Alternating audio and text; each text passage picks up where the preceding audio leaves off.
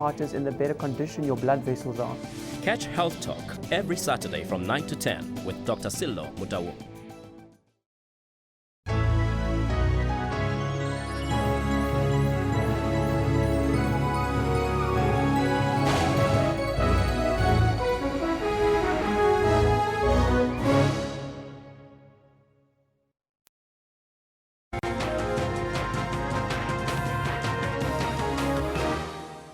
Let's shift our focus now to the ICC and the African continent. Divisions in Africa's position in relation to the International Criminal Court, the ICC, have become clear during a debate of the court's annual report in the UN General Assembly earlier this week. Countries from Europe, the Asia-Pacific region and Latin America were joined by 3 African countries in pledging their continued support to the court in an open debate. Now, while South Africa didn't participate in the debate, a number of countries expressed their regret at recently confirmed withdrawals from the Rome Statute, while Kenya and Burundi provided the most pointed denunciations of the court. Kenya said the report failed to tackle the real issues facing the ICC and to offer pragmatic solutions on the way forward. It called for the court to unshackle itself from the influence of powerful member states. Clearly, something is deeply wrong at the International Criminal Court. With only one new accession during that this court only continues to enjoy membership and support from a small segment of countries in the world. We take note with very keen interest of the recent important developments within the membership. Burundi, that like South Africa has begun the process of withdrawal, urged other African countries to do the same. We should not be surprised, sir, to see an increasing number of states who are now calling into question the impartiality of the activities of the court. Public opinion in Africa has now found that the court is the domain of some powerful countries. And we believe that the African countries should take another look at their adhesion to the Rome Statute, because the International Criminal Court recently is becoming an instrument at the service of a certain category of countries to exercise political pressure. But several African countries disagreed, Senegal urging a dynamic consensus, Nigeria expressing its faithful commitment to the court, while Tanzania believes the institution's promise against impunity and injustice remained more urgent today.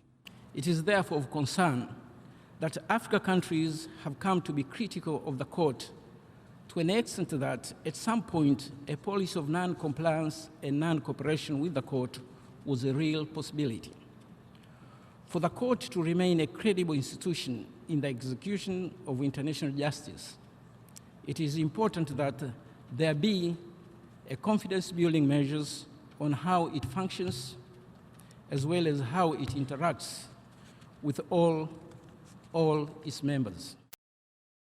Earlier, the court's president reaffirmed the importance of the continued commitment of the international community to investigate and prosecute the most serious crimes. Sherwin Bryce-Pease, SABC News, New York. Yes, many countries around the world have now pledged support for the International Criminal Court following the announced withdrawal by three African nations. Kenya, which the tribunal is investigating, has been critical and questioned the long-term survival of the world body. Many member countries in the General Assembly have called for talks between the ICC and the African Union in the hopes of addressing the continent's concerns and reversing the decisions to leave by Burundi, South Africa and the Gambia. Now, Kenyan Ambassador Tom Amolo didn't say whether his country would also leave, but he told the 193-member world body that his country was monitoring the withdrawals with very keen interest. Nigeria, Africa's most populous country, as well as Senegal, the first country to ratify the Rome Statute that established the court, and Tanzania reiterated their support for the ICC, stressing the court's importance in combating impunity for the world's most atrocious crimes, including genocide. The Executive Secretary of the Africa Forum, Professor John Tesha, is in studio to talk about this. Prof, very good morning to you. Nice to have you with us again. Good morning, and thank you for having me. Where are we now, after what has happened at the UN in the last couple of days, the divisions between, well, amongst the ranks of African countries with regards to this withdrawal? South Africa's intention has been noted. How do you interpret what's going on right now? I think one would say withdraw or not withdraw is the question. And if you look at it from a point of view of fighting impunity on the continent, Africa has a profound record in its continental resolve to fight impunity. It dates back to 1960s. So actually African efforts to fight impunity predates the ICC. Yeah. Now what has happened, and as you know,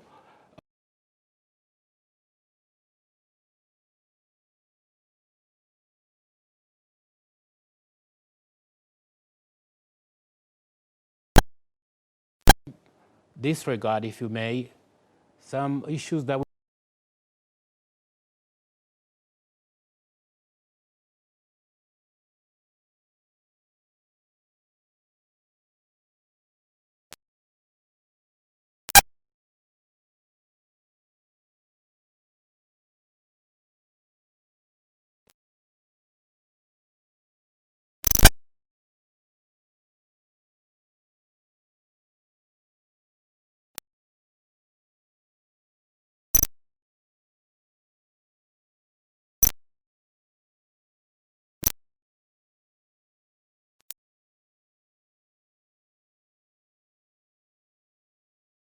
Accusation that African leaders are often unfairly targeted by the ICC.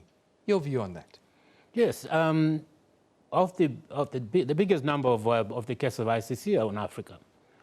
And I think Africa's argument, and has been quite for some time now, is that whenever you perceive a possibility of conflict between the pursuit for peace and the pursuit for justice, you give justice a chance. Yeah. Africa has always argued that ICC will not resolve internal conflicts if it does not take into consideration the balance between peace and justice.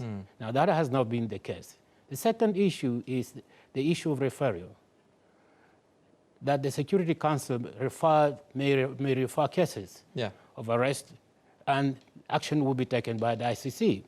That was the case of Sudan and a few other countries. Now, the fundamental issue that Africa is asking is it possible for the Security Council, in the structure it is now, to refer matters to the ICC? Some members of the Security Council are not members of ICC. This is the question that I want to ask you, is that superpowers in the world have not ratified or signed the Rome Statute, and surely that hampers the work in a way that the ICC can do in the years to come. No, absolutely, yes. I mean, the whole notion of universal jurisdiction does not really work here. If some members, the most powerful members, are not members of the ICC, what do you expect? But they have powers to refer cases to ICC. That's the question that African Union is going to look into very seriously and decide to withdraw or not to withdraw from the ICC. Talk about South Africa individually. South Africa has received some criticism around commitments to justice and the like that we've seen in the week now that we've had these discussions come out. Should South Africa, in light of what's happened, should South Africa reconsider this decision, to inform the ICC of its intention? I am not sure about that. What I understand is that South Africa was acting on the implementation of a decision of the African Union Commission. In fact, the said declaration on ICC requested member states, in fact, emphasized that member states should not cooperate with ICC. Now, the issue of South Africa was essentially on the question of al-Bashir. Yeah. All right? Now, al-Bashir was invited in South Africa, not by South Africa, but the African Union. Yeah. Now, South Africa has responsibilities both for the UN and for the African Union. It's a delicate balance to see which one should apply, but since they did not invite al-Bashir, then the question of arrest did not arise. It would be to be a mistake on the part of South Africa to do that in violation of its own commitment to the African Union. 30 seconds, the way forward. What would you like to see happen? I think a discussion, with a robust discussion between ICC and the African Union. And I think that has somehow, there is a room for that. And that should be taken very seriously. The Kampala decision on referral issues and several other issues must be discussed openly and constructively. As I said, from 1960 onwards, Africa has developed a very good record on fighting impunity. Yeah. We are the only continent with a Charter on Human and People's Rights established in the working on the early 60s and established in the early 90s. Now, to say that Africa condones impunity, I don't think it's really an issue. What must be resolved is this issue of pursuit for peace and pursuit for justice. There must be a balance. And that's for all, not only for African countries. And Western countries, for instance, are left to operate with impunity. Some would talk about weapons of mass destruction and Tony Blair and all these sorts of things. This is a facade. There was no weapons of mass destruction. But millions of lives were lost. People are making claims of genocide in these cases, but impunity. Look, it's not only Iraq. It's not only Libya. Look at Israel and Palestine. Who has raised an issue on ICC? Who is going to go to ICC? Look at some of the major powers, the commitment, some of their decisions on some of the countries. When are they going to go to ICC? When are some of them are going to be arrested? I mean, this is what Africa is asking. It should not be selective. If it's universal, it should be universally applied. And therein lies the credibility conundrum of the ICC. Absolutely. Thank you very much. Professor John Tesha is the Executive Secretary of the Africa Forum and a regular contributor here on the Newsroom Show. Thank you once again for coming in and sharing your views on this emotive subject. Thank you. Thank you very much. Remember, we're asking you the question today, of course, on everyone's mind in South Africa is the State of Capture report, as it's now called. Now, what's your reaction to this is the question that we've put up on the screen for you today. This one from Dlatu Kambula says, Newsroom, the report is full of hearsay and is one-sided. That's an original view there from Dlatu. Ikona Nadzo says, Newsroom, on the question of intent, it's not clear, but somehow verifies the public knowledge wrongdoing, says IH Nadzo. Ankabut Al-Bakir says, Newsroom, the report on state capture was carried out and compiled in a tabloid fashion. Examples cause glorified gossip with sensational stories. Yes, these have to be tested. When you make these accusations, you need more than hearsay. That is fair. Simon Joko says, Newsroom, hey, the allegations are so serious, but we need to be careful. Not everything it looks like water, it's water. Talking about state capture. Yes, looks like there's an investigation. Doc Moses Bilani says, Newsroom, the report looks incomplete, and I wonder why it didn't cover everything. Yes, even Tuli Madonsela.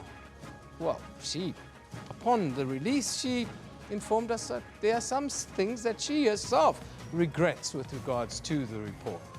Anyhow, those are your views. Keep it coming. We'd love to hear from you here on the Newsroom Show. Let's now take a look at what you can see on our Facebook page today. As you can, Facebook Inc., FB.0.0 shares have tumbled by 7% in after-hours trading yesterday as the world's largest online social media network warned that revenue growth would slow this quarter, offsetting strong earnings that handily beat Wall Street estimates. The state, of course, is expected to close this case against his Springs couple who allegedly abused their 5 children for more than a decade. Now, the state called more than 10 witnesses in this case, including the 2 eldest children, to prove the abuse that the children allegedly suffered at the hands of their parents, being burnt with blowtorches, amongst other things. Can you imagine that?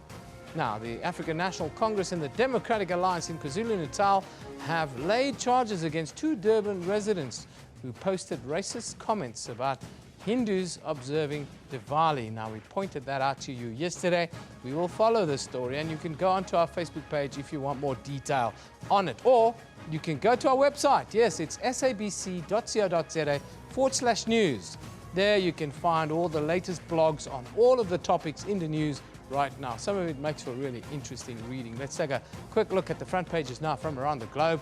We'll start in the United Kingdom, where the Independent reports that Hillary Clinton's grip on the US presidential election has weakened with less than a week left on the clock, as new polls show the race between the Democrat and the Donald going down to the wire in several key swing states. Can you imagine Donald Trump being the president of the free world? I cannot get my head around it. Anyhow, moving to China, the South China Morning Post says the two localists at the center of the oath-taking row find themselves facing increasing isolation amongst lawmakers yesterday after the pair forcibly stormed the Legislative Council's conference room without warning in scenes of chaos that left no less than 6 security guards injured. That's in China's parliament. Wow. Finally, the Tehran Times says the supreme leader of the Islamic Revolution, Ayatollah Sayyid Ali Khamenei, said in comments yesterday, inculcating the idea that negotiation with the US will clear away all problems the country is grappling with. It is both wrong and dangerous, according to His Holiness. Those are some of the top stories around the world. Now we're going to take a short break. You're watching Newsroom here on SABC News.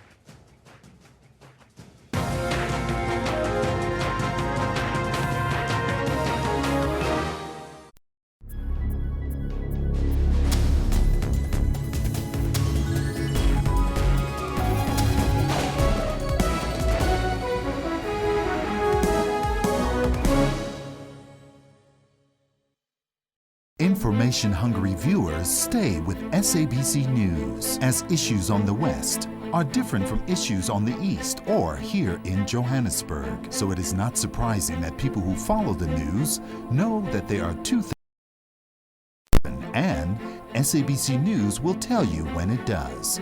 Because we keep the nation fully informed. We are SABC News.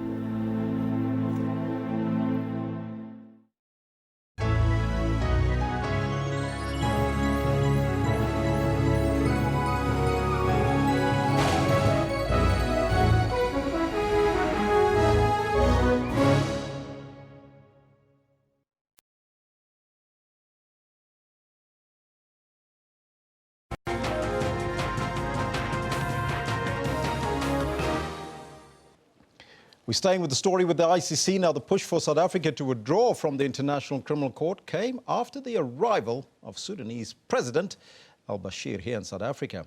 In June 2015, President Omar al-Bashir arrived in South Africa, triggering South Africa's domestic and international law duty to arrest him for subsequent transfer to The Hague. Now, President Bashir was wanted for war crimes, genocide and crimes against humanity, and 2 international warrants of arrest were issued in 2009 and 2010, respectively. Despite existing arrest warrants, President Bashir was not arrested. The Southern North Gauteng High Court on an urgent basis seeking the implementation of the arrest warrants. Now, does the latest signal the end of the legal case against South Africa? Well, the SALC lawyer for International Criminal Justice Program, Angela Mdukuti, joins us here in studio to give us their perspective on the case in South Africa.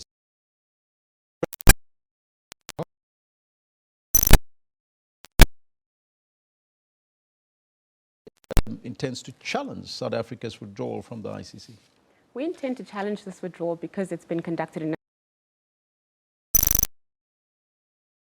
a nation sector.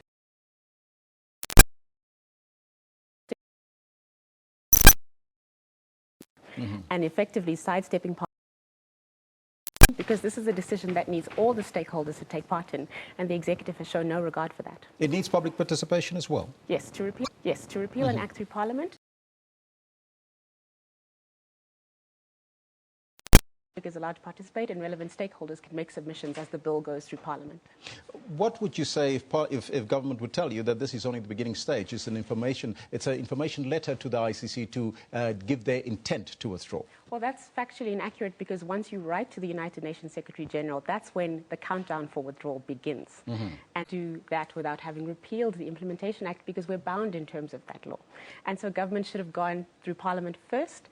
And then once that process was successful, if it was successful, then you can write to the Secretary General indicating your intention to withdraw. Because now what they're effectively doing is preempting the result in Parliament, which I don't think bodes well for a constitutional democracy that's founded on transparency. The trigger has been pulled. What now for South Africa? What are some of the consequences that the country might face, you think?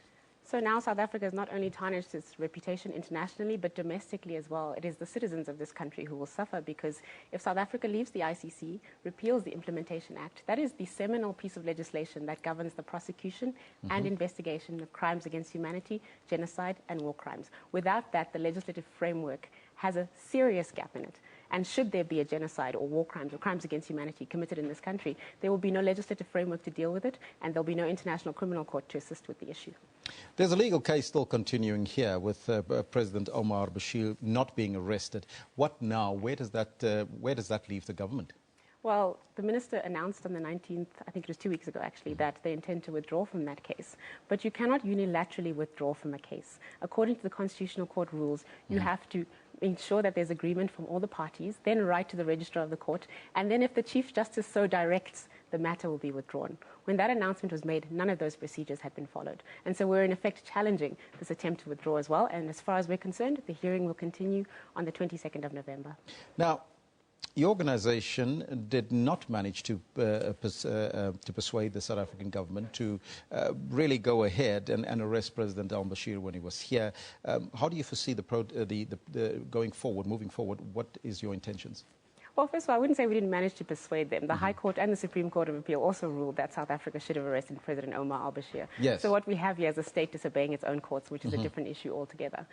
The obligation to arrest President Bashir, should he come to South Africa, still exists, even if South Africa withdraws from the Rome Statute, because your commitments and your obligations prior to your withdrawal from the Act remain in effect, especially in this case because the trial chamber from the ICC wrote to South Africa, actually in a judgment, indicating that they were duty-bound to arrest President Bashir. That duty will exist regardless.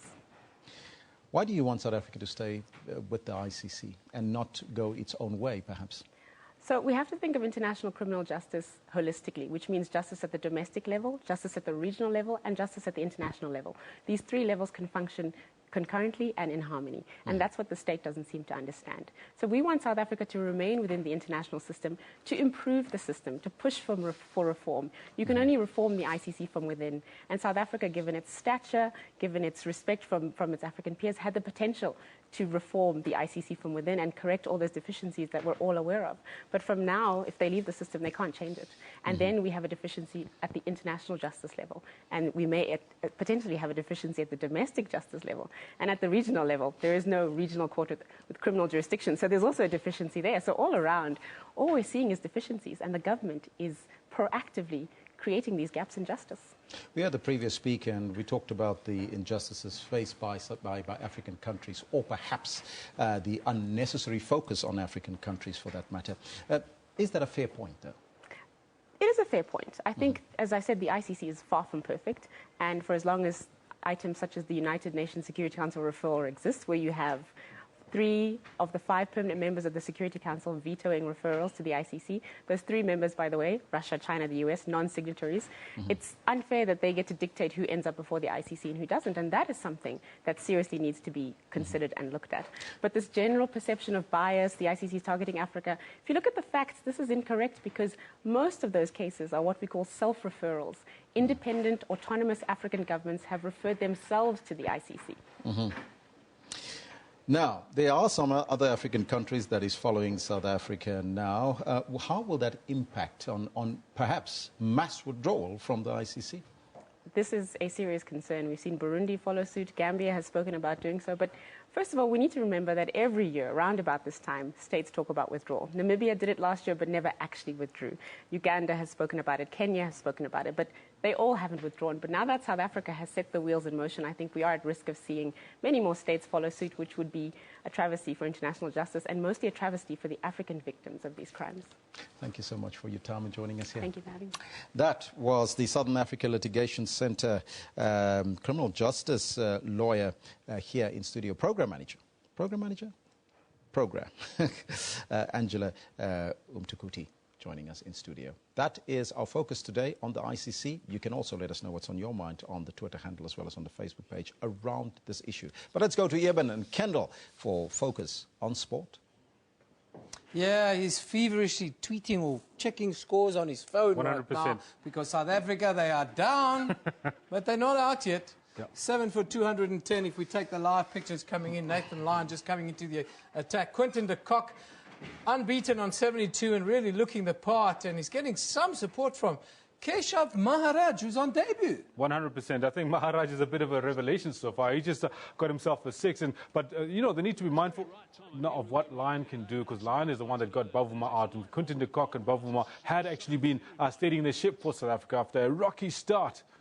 But now he's back in on the attack. Yeah, 7 down for 210. If South Africa can scrape together somewhere close to 300, we make a game of this one. But were you surprised with earlier in the day how easy it became? Quinton de Kock hits another boundary, but how easy South Africa lost those first couple of wickets? Or is it a question of this being very much a new ball wicket and the new ball being quite dangerous on this track? You know what? When Faf du Plessis stepped out, won the toss and chose to bat, it looked like a batter's wicket. Having said that, he was proven wrong. Mitchell Starc, Josh Hazelwood in the attack and actually showing that, you know what, if you're not careful, if you're not going to be on point, you will go out for ducks like Hashim Amla went out for a duck. And I'll tell you what, we know with Hashim Amla going out so early on in the innings, it was definitely not good for the Proteas. Did you cut some of the wickets? Can we have a look back at some of the wickets that have fallen? Yeah, we've got a couple of the wickets from earlier on, from right at the beginning of the match, and I'm hoping that we can bring that in right now so you can see exactly what happened, and we're going to be showing it to our viewers right now. In fact, that's what you're looking at right now. It's the beginning of the match, and it was very soon after the start of the match that we started losing wickets. Set the tone for Australia. They've had a great first day. Australia have. That set the tone. Great catch in the gully there. That was Mitchell Marsh. Yeah, absolutely it was. And I think, you know what, from then on it was just like 10-pin bowls, if I could say. Yeah, that is until rolled them over a little bit. Yeah, until Faf du Plessis came on. He steadied it a bit. Yeah, they steadied the ship a little bit, but we were 4 down for 30, and South Africa fighting hard. I can tell you right now, if we go back to the live pictures, South Africa are 7 down now for 218. Is that the number? 218. The Kock on 80. Let's hope that Quinton de Kock can do the business today and get a big 100 to take South Africa past the 300 mark. Let's now go to Tsietse Minari, who's standing by with this morning's weather report.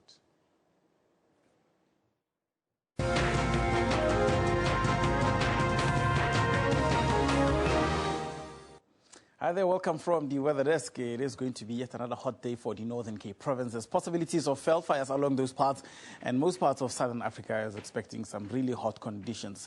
Rainfall is coming up towards the central parts over the Northern Cape, moving all along towards the Limpopo regions, the Highveld, as well as along the KwaZulu-Natal coastline. And then a cold front brings a bit of rain towards the Western Cape Province. Also strong winds there, just around 50 kilometers an hour. And towards the far eastern side over Madagascar, also expect rainy weather just along the coast and hot weather as you move up north towards Antsiranana and Majanga. Temperatures for Walvis Bay sitting at just the upper 20s and Windhoek around 33 degrees. Sunny skies are expected for now just along the southern parts, but it's going to get cloudier as a cold front approaches and as cooler temperatures are expected there. You see Cape Town at 22 degrees. The rest of South Africa very hot. The capital is at 37. And those hot and dry conditions could lead to possibilities of fell fires in some areas, so you might want to be on the lookout for that. And widespread showers over the central and the equatorial side of Africa. And over the western side, that's where you should expect lots and lots of rainfall. And there's a good chance of rainfall along the southern part of the DRC, the southern part of Luanda, over the northern part of Angola. Otherwise, dry weather is expected for the far northern parts, all the way into places such as Kigali and Juba, with hot weather expected towards the northern part of Bangui. Yaoundé is at 28, Libreville also 28 degrees, and some sunny skies coming up towards Lilongwe and Blantyre over Malawi. Some partly cloudy conditions moving up only towards Cairo. The rest are expected to be hot and dry just over the desert. So there's nothing happening in terms of winds and clouds. It's basically going to be a very silent and basically a weather boring day. Cairo at 26 degrees, 29 for Al Juf. Temperatures slightly cooling down for most parts of Central and North Africa.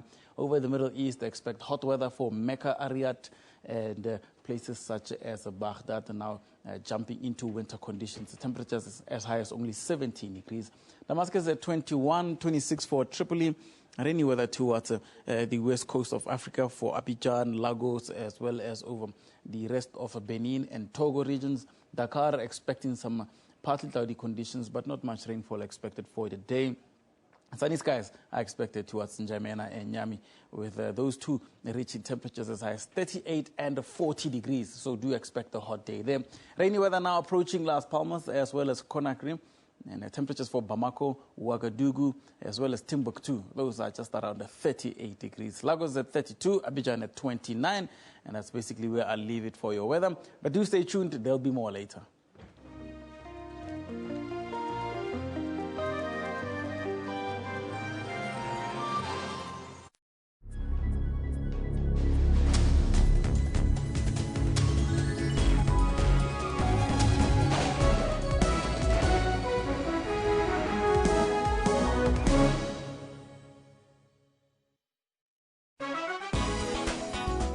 Look at artists, they've got one of the abilities to either form new conversations, they can paint a picture of a country, they can paint a picture of a mindset of a country. The Cape Town-based ballet dancer recently won at the 2016 and 2017 Rolex Mentor and Prodigy Arts Initiative. South African hip-hop right now is sitting at a level where it's Ngutu, Yippee and Roll Up. When you put them all in one room, you actually have like the ultimate super South African fan. And you're watching Trends, do not go anywhere. Stay right there. Catch Trends for that 1 hour weekly dose of arts and entertainment news every Saturday from 12 to 1. Police found powerful military explosives when they swooped on a house in Springs on the Gauteng. Some of the weapons seized at this house included rocket-propelled grenades, rifles, and even rounds of ammunition. All military explosives that we found that you cannot obtain a commission. The weapons found at the house not only had the potential to cause major damage to property, but they also put many lives at risk. I could have lost any one of my family members, or most of my family members. Information-hungry viewers stay with SABC News, as issues on the West are different from issues on the East or here in Johannesburg. So it is not surprising that people who follow the news know that there are two things for sure: that anything can happen, and SABC News will tell you when it does. Because we keep the nation fully informed. We are SABC News.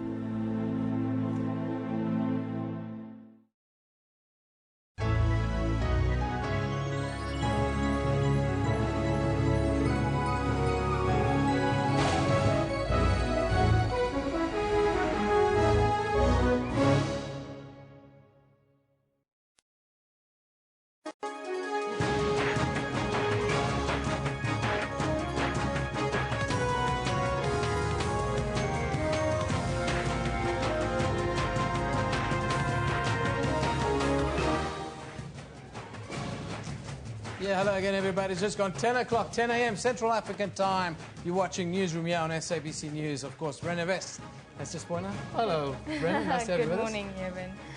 Yeah, of course, today our focus has been on the Public Protector's State of Capture report that was released in the High Court yesterday. Yes, that's after the President withdrew his application to interdict the report's release. So we ask you the question, what's your reaction to the state capture report? And Rene, we've had very varied comments on this. It's something that South Africans are really passionate about, isn't it? They are. They've been following this. Everybody was waiting in anticipation for this report to be released.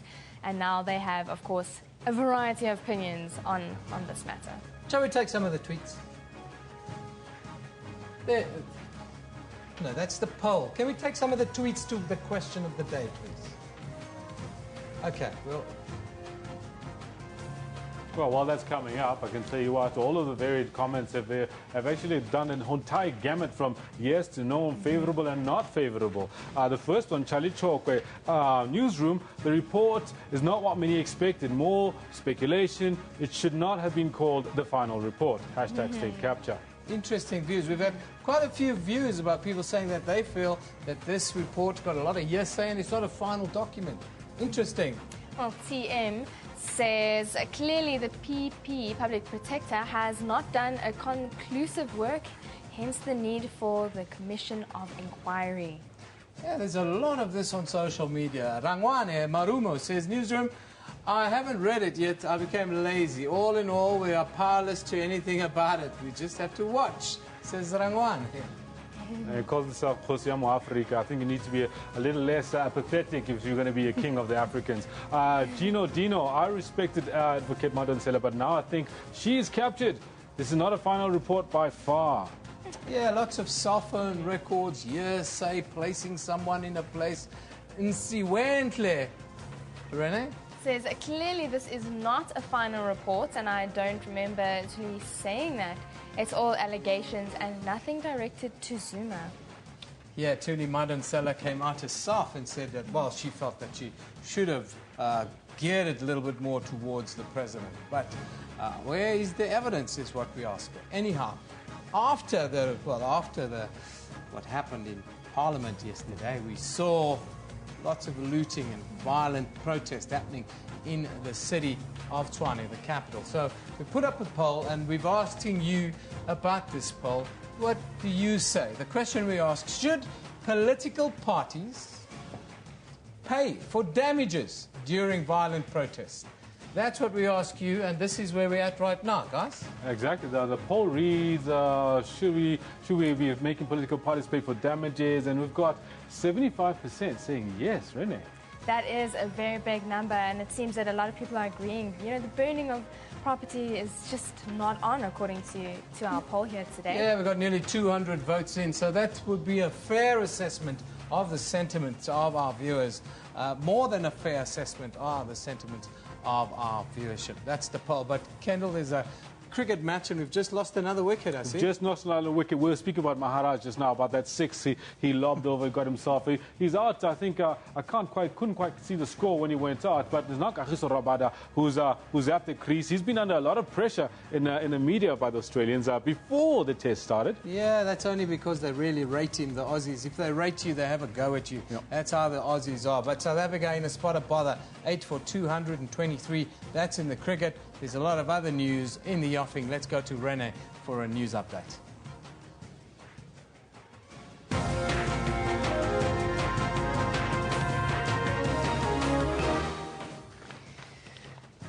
The ANC is expected to respond today to the state capture report, which was released by order of the High Court in Pretoria yesterday.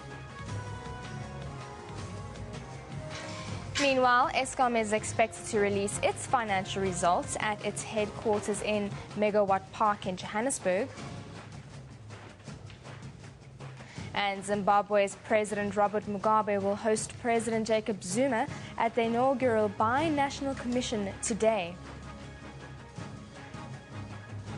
Before we get to that news, let's find out from Kendall what's happening in the sports. Tell you what, the big story for today really is out happening at the Waka in Perth. Right now. It's exactly what we're hoping not to have been seen this morning. Pictures of South Africa reeling against the ropes, Australia wreaking some kind of revenge on the whitewash they got when they were up here. It's not over yet, Kendall. They Definitely still have to bat, and we've got a decent attack, I tell you that. Absolutely, but I'm telling it like it is. Well, we've got Quinton de Kock, he's at the crease, and we're hoping that this guy, as the future of South African cricket, does what he needs to do and gets on to knock a century. Let's take live pictures from the Waka in Perth, just for a few seconds. I think he's looking through backward point. You've got a right-arm seamer running in, angling towards the stumps. And probably the hardest shot to play, apart from the reverse ramp, was to try and hit it for four through third man. And I think that's where he's looking at the moment. And he's obviously seeing the ball a lot bigger than anyone else out here. And he has been for a few months as well. In his previous test match, he got 100. Made 2 contributions in that match against New Zealand. That was at Supersport Park, on a pitch where the ball was doing quite a bit as well. Now, as that ball gets bowled towards Quinton de Kock, we hope that he gets himself, stays in and gets himself at least a knock closer to 100. This is what else is coming up in the sports today. Testing forward, ball ended at the goal. The goal is smashed in from point-blank range. Mamelodi Sundowns get their PSL legs back as they put Polokwane City away with a 2-0 win at the new Peter Mokaba Stadium. Ball whipped in towards Cornelius with the header and the save by Kasper Schmeichel. Kasper Schmeichel pulls off a last-minute save in Copenhagen to keep Leicester City in the hunt for a UEFA Champions League round of 16 spot.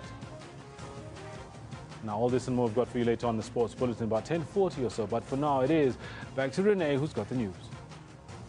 Thank you, Kendall. Now it's all about the state capture report today. The release of the report on state capture has revealed that there is evidence of corruption and improper relationships among South Africa's politicians, state-owned companies and the Gupta family.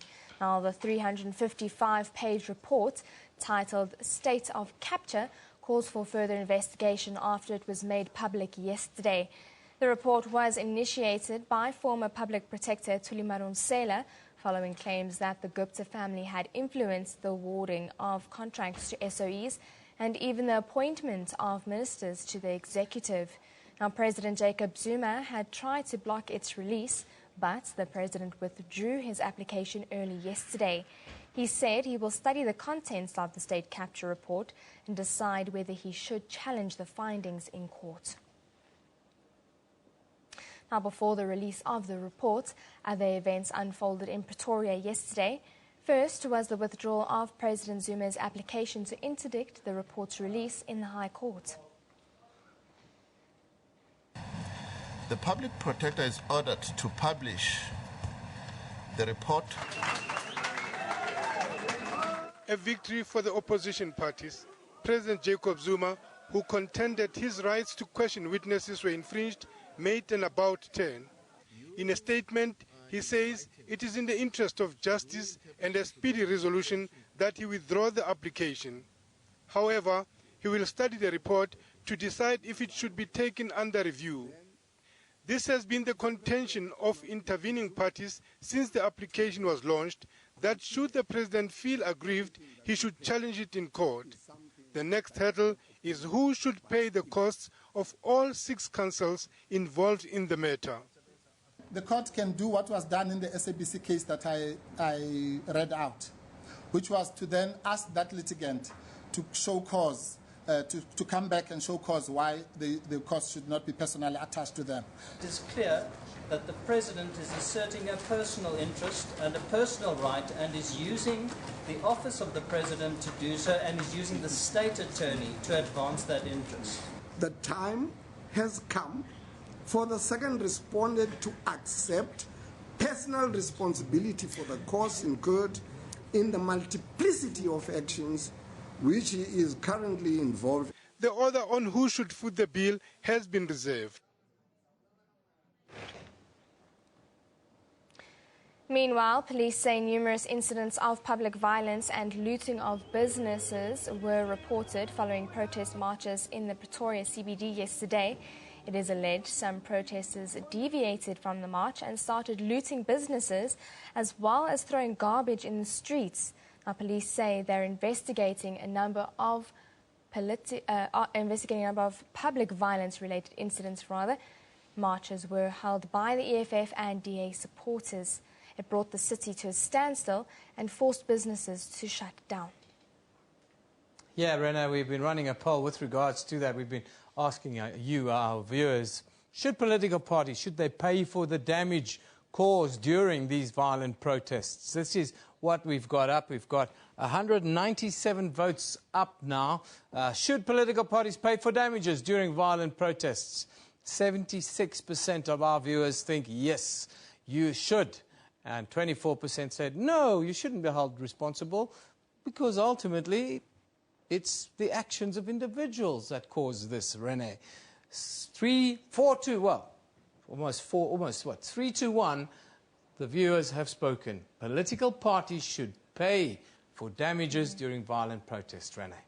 It is. I think it is quite an important question we're asking today. You know, we always see this action in all of our protests. There's always these damage to properties, and it is quite important. Looting and damage to property. Somebody should be held accountable for it. It should. Well, let's move on to other news. Now, the ANC, meanwhile, welcomed the release of the state capture report, saying it views the allegations contained in it very seriously. Now, the party says the document will be used to restore the credibility and confidence of South Africans in the party. The allegations of state capture by the Gupta family have created divisions within the ruling party.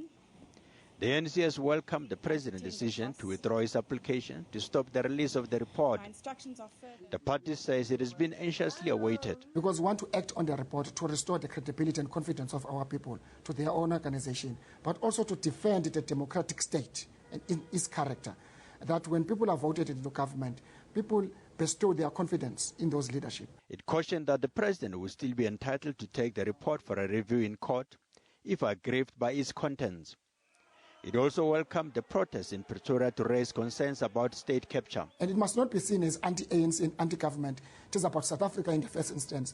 And I think all of us were at one in terms of making sure that anything that is an antithesis of our constitutional democracy, we must mobilize all of us. Political analysts have described what is happening as a sign of good democracy at play. We have to be concerned when people are accused of trying to take over government for private purposes. But on the other hand, we have to balance this, and we have to say that as long as the courts are operating as well as they can, as long as people can express themselves freely, as long as we have elections which reflect people's opinions, then actually we're in better shape than we think. Friedman warned that the report was preliminary and not recommendations. Montlenyane Dipoko, SABC News, Johannesburg. Now, the report also raises serious concerns about the relationship between the CEO of Eskom, Brian Molefe, and the Gupta family, which it calls unusually close. In the report, Madonsela says that the links between Molefe and the family, as well as officials from the Gupta-owned companies, cannot be ignored. Now, the report focuses on the purchase of Optimum coal mine that supplies coal to Eskom by a Gupta-owned company, Tegeta. It was purchased by Tegeta from Glencore under controversial circumstances. Now, the report raises questions around the involvement of the mining minister, Mosebenzi Zwane, who is said to have travelled to Switzerland to negotiate between Glencore and Tegeta. We'll be right back with that news, but let's go over to Eben for now. Yeah, Rene, interesting. It's almost an interesting coincidence, a little bit. Of course, live at Megawatt Park this morning, Eskom, they're expected to release their financial results for the year. I'm sure it'll look a lot better than the mess that it ended up in yesterday when, of course, CEO Brian Molefe was implicated in the report on state capture. But let's go to Diabo Seto, who is at Megawatt Park. A very good morning to you, Diabo. Just give us a quick expectation from today's briefing. One would have thought that the purpose of today, us meeting at Eskom, would be to address the scathing report from the public protector that that was released yesterday. But actually, that is not to be so. Today, Eskom is releasing its interim report for the period 31st September 2016. It's expected to give us a light on what their financial situation is. We remember that this time last year they announced the interim results for 31st September 2015, and what we remember there is that they had reported a 22% increase in net profit. Their earnings before interest and we know is that EBITDA was up 9%, the cash flow was up 13%, and of course they had secured around 46 billion of 55 billion of their funding requirements. I know that this is probably will take the backseat today in light of yesterday's report, but I have it on good authority that Today, the Eskom chief executive may not even address the report. He actually is planning to do that exclusively tomorrow. But whether the media that's attending here today at the press briefing will give him the leeway not to answer the questions today is another question. Of course, we heard that what the Public Protector's report talks about is the improper relationship with the Gupta family and also the much talked about Tiketa coal contract with Optimum Coal and Eskom and how that was awarded improperly. This briefing is expected to start at 10:30 in about 15 minutes now. We're expecting to find out, of course, the results themselves.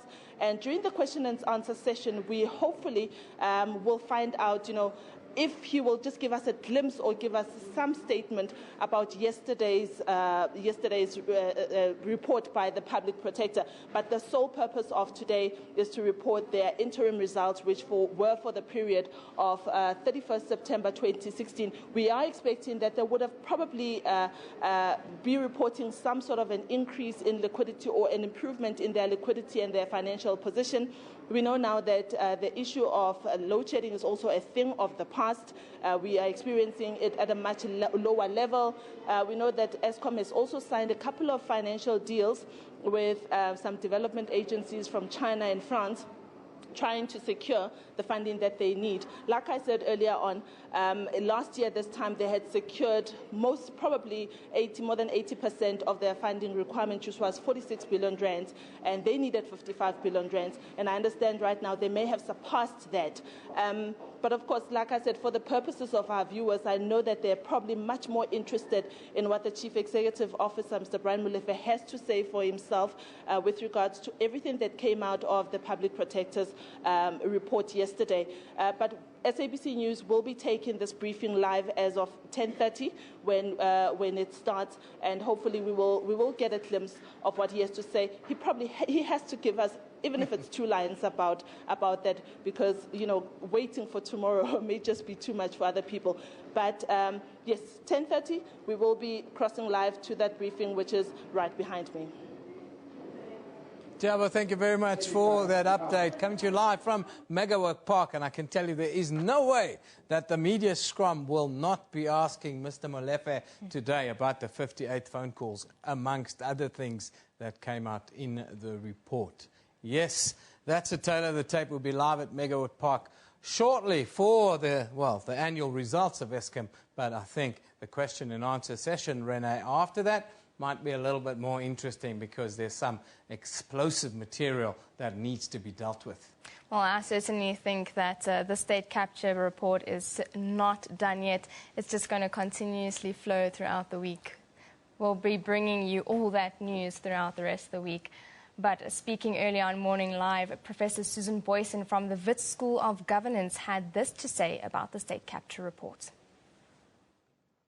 It is not a report in a conventional, formal findings yet. It is something that former Public Protector did within constraints of the budget and the time available to her.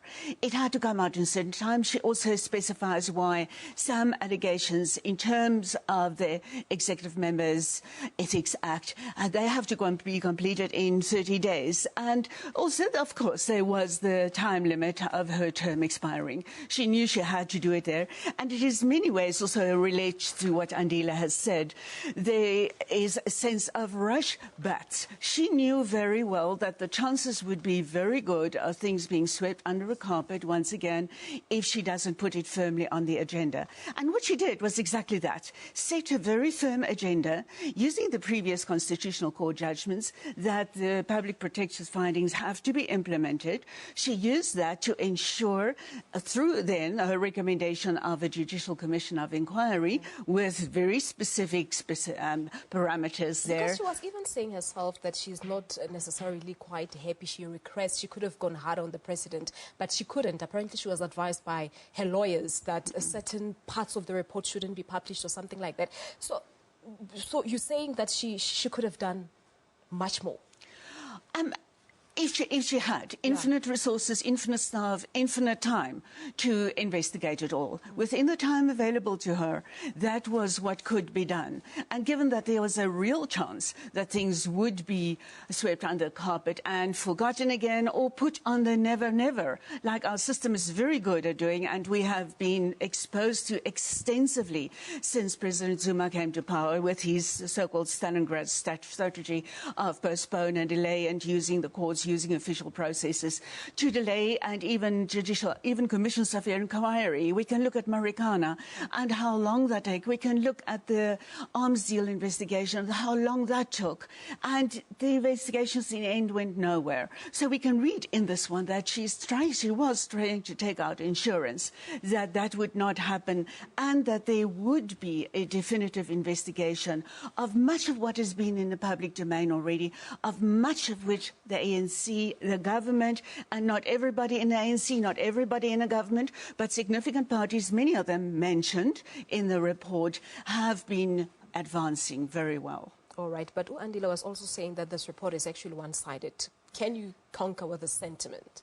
You know, it is evidence that is led, really. And we know, for example, well, that there's been a big argument made by the president and people around him, people mentioned in the report that they didn't have sufficient time to respond. Of which the public protector also came in to say that the president failed to answer certain questions and he did not even honor certain invite to We know very well there have been a series of investigations, a series of engagements between the president and Ms. Madonsela, where they could have been much more forthcoming. We couldn't, when we went through that travesty of one engagement after the other, just be reminded of the president's Stalingrad strategy, that if he can get it postponed, if he can get it postponed to perhaps the point where he is out of office, then maybe it will go away. But we know very well that if this investigation, perhaps it first taken under review, then there could be a further postponement, which would actually be even worse for the president, because as it goes, if the commission happens, and then there can possibly be a litigation after that, and then by the time that is completed, the president will just about be ready for retirement, and he won't be able to have all the defences and all the state resources that have been sponsoring all his legal defences by that time. So it could, in the end, be a very unwelcome retirement present for the president. Yeah, but in terms of the credibility and the trust that South Africans have, does it really say something? I think this report says a lot for the trust and in the public protector, trust in processes that are beyond the president. We know from multiple very credible public opinion surveys that the president's trust has declined and is declined all the way, and the public protectors have gone up. And not unambiguously, but in this report we again see that hope. Yesterday was a day of hope and despair. Hope that, yes, there is hope that many of the institutions, state not entirely captured, but many of the institutions can be corrected from all the allegations of corruption and mismanagement and personal enrichment that we have been living with for quite a number of years. All right. Well, shifting our focus away from the state capture report for a moment, relations between South Africa and Zimbabwe should translate into economic benefits for ordinary people from both countries. That's the message from the ministerial meeting ahead of the South Africa-Zimbabwe Bi-National Commission scheduled for Harare today. Now, President Jacob Zuma and his Zimbabwean counterpart, Robert Mugabe, will co-chair the inaugural SA-Zimbabwe BNC later this morning. It's a hive of activity in downtown Johannesburg. Zimbabweans traveling home, but some sending their goods. It's a sign of long-standing and intertwined relations between the two countries, many taking advantage to trade their wares. I import cell phone accessories from South Africa to Zimbabwe.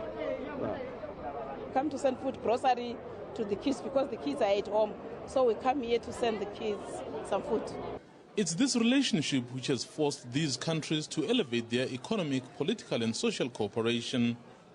Following President Mugabe's state visit to South Africa, they've agreed to set up a BNC chaired by the presidents. Principally, the BNC provides the required impetus to help us forge closer strategic cooperation and partnership. Zimbabwe is hoping this would help revive its ailing economy. It's faced with a huge cash shortage. People are only allowed to withdraw $50 a day, an equivalent of around 700 rand. Delivering concrete results for the benefit of our people and countries from this relationship is the major responsibility thrust upon us by our leaders and by history. South Africa and Zimbabwe are really hoping to take advantage of the close relations. But they know that talk alone will not achieve anything. It's actions to implement agreed programs that will make a difference. Mzwande Lembech, SABC News, Harare, Zimbabwe.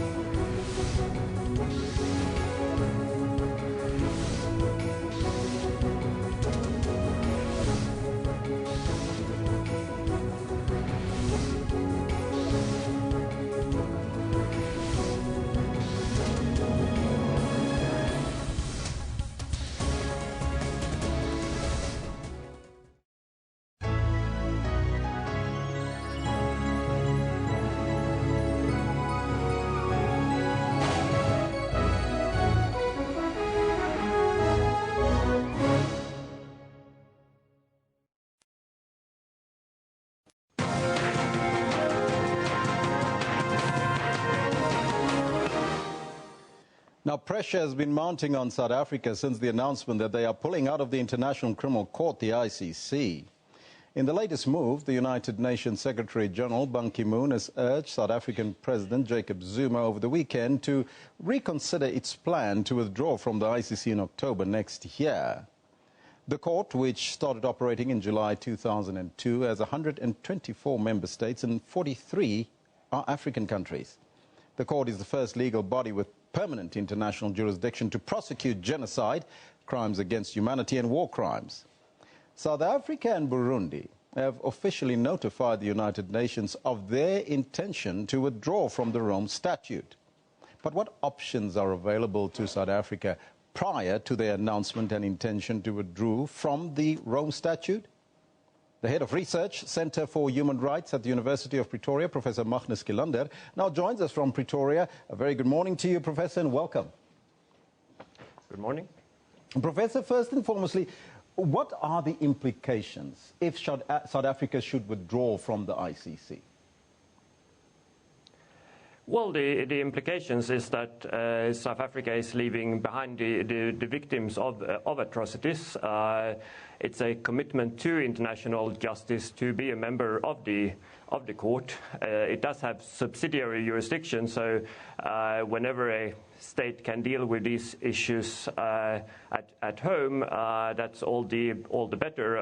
But as a number of cases have shown, and cases that have been referred from African countries themselves, it's sometimes easier to deal with international justice issues at the international level. And South Africa, for reasons of being wanting to be the best friend of a genocidal dictator like Omar al-Bashir, has chosen that they want to leave, and they have done that through an executive decision by the government, which is unconstitutional in my view, in that it's Parliament which ratified the ICC statute, and it's Parliament that would have to make a decision of a withdrawal if it would come to that.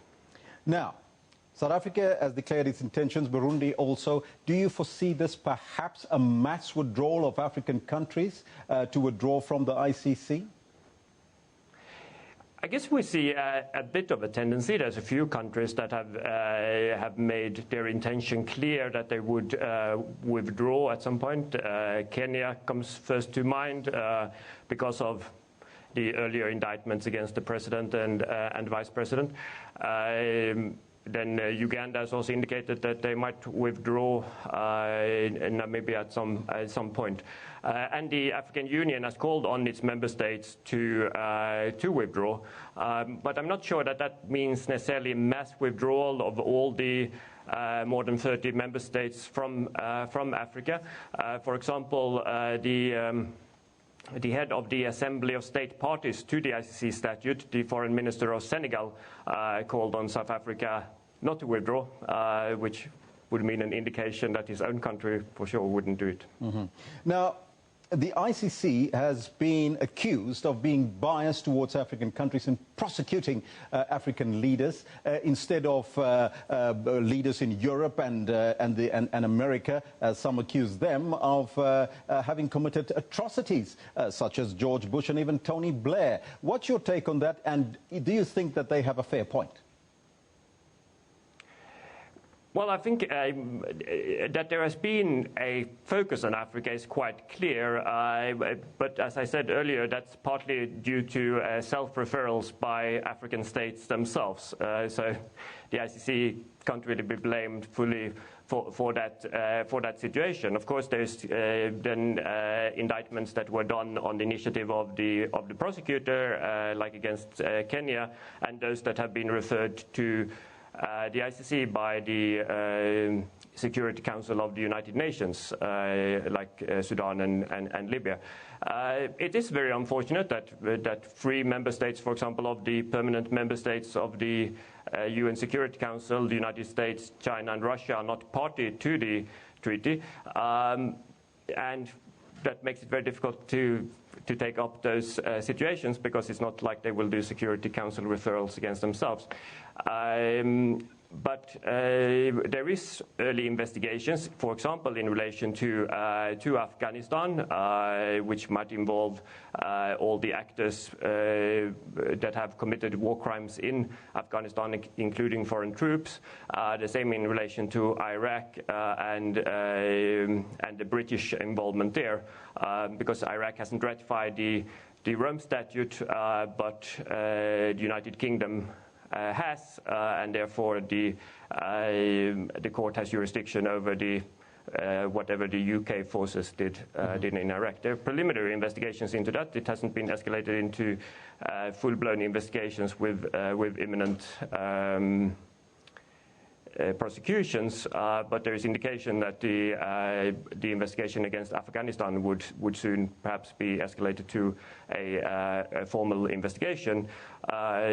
Most of the formal investigations are against African states, but there is also one against Georgia, and also in relation then to the Russian involvement there. Mm-hmm. Professor, is there a particular reason why these countries, like the US, China, Russia, are not part and parcel of the Rome Statute and the ICC? Because it's supposed to be the International Criminal Court, which looks at atrocities and war crimes across the world.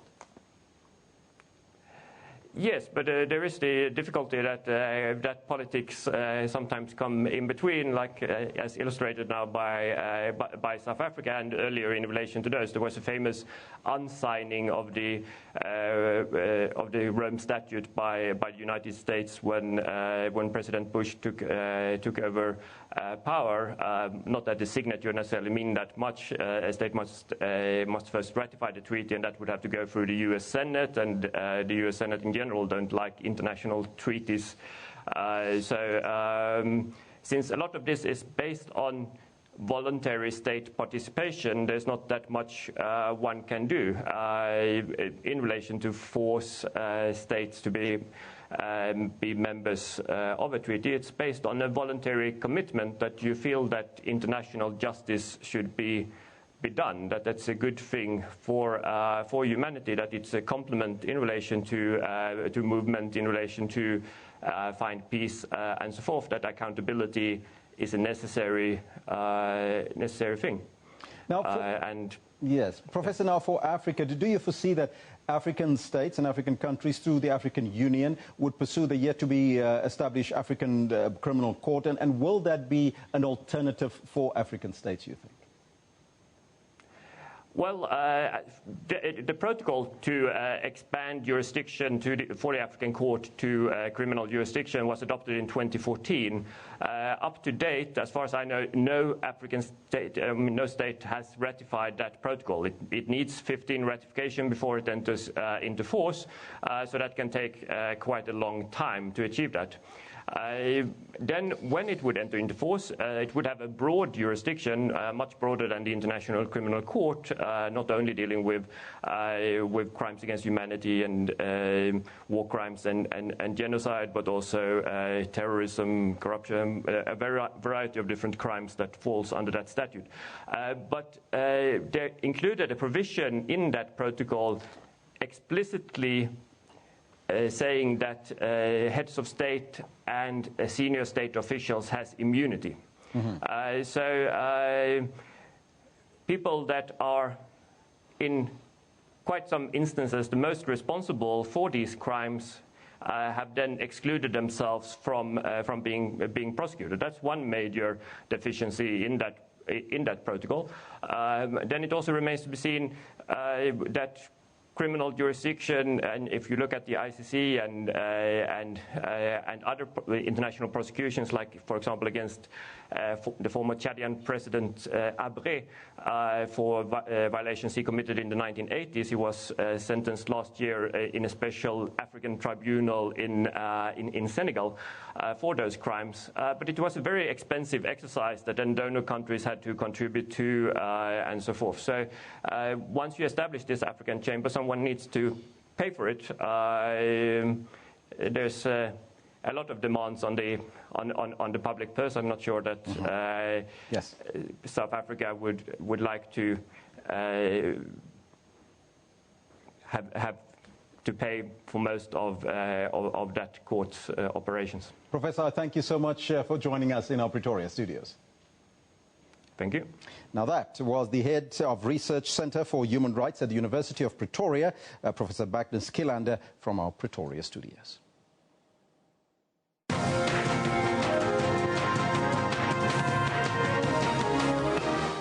Information-hungry viewers stay with SABC News, as issues on the West are different from issues on the East or here in Johannesburg. So it is not surprising that people who follow the news know that there are two things for sure: that anything can happen, and SABC News will tell you when it does. Because we keep the nation fully informed. We are SABC News.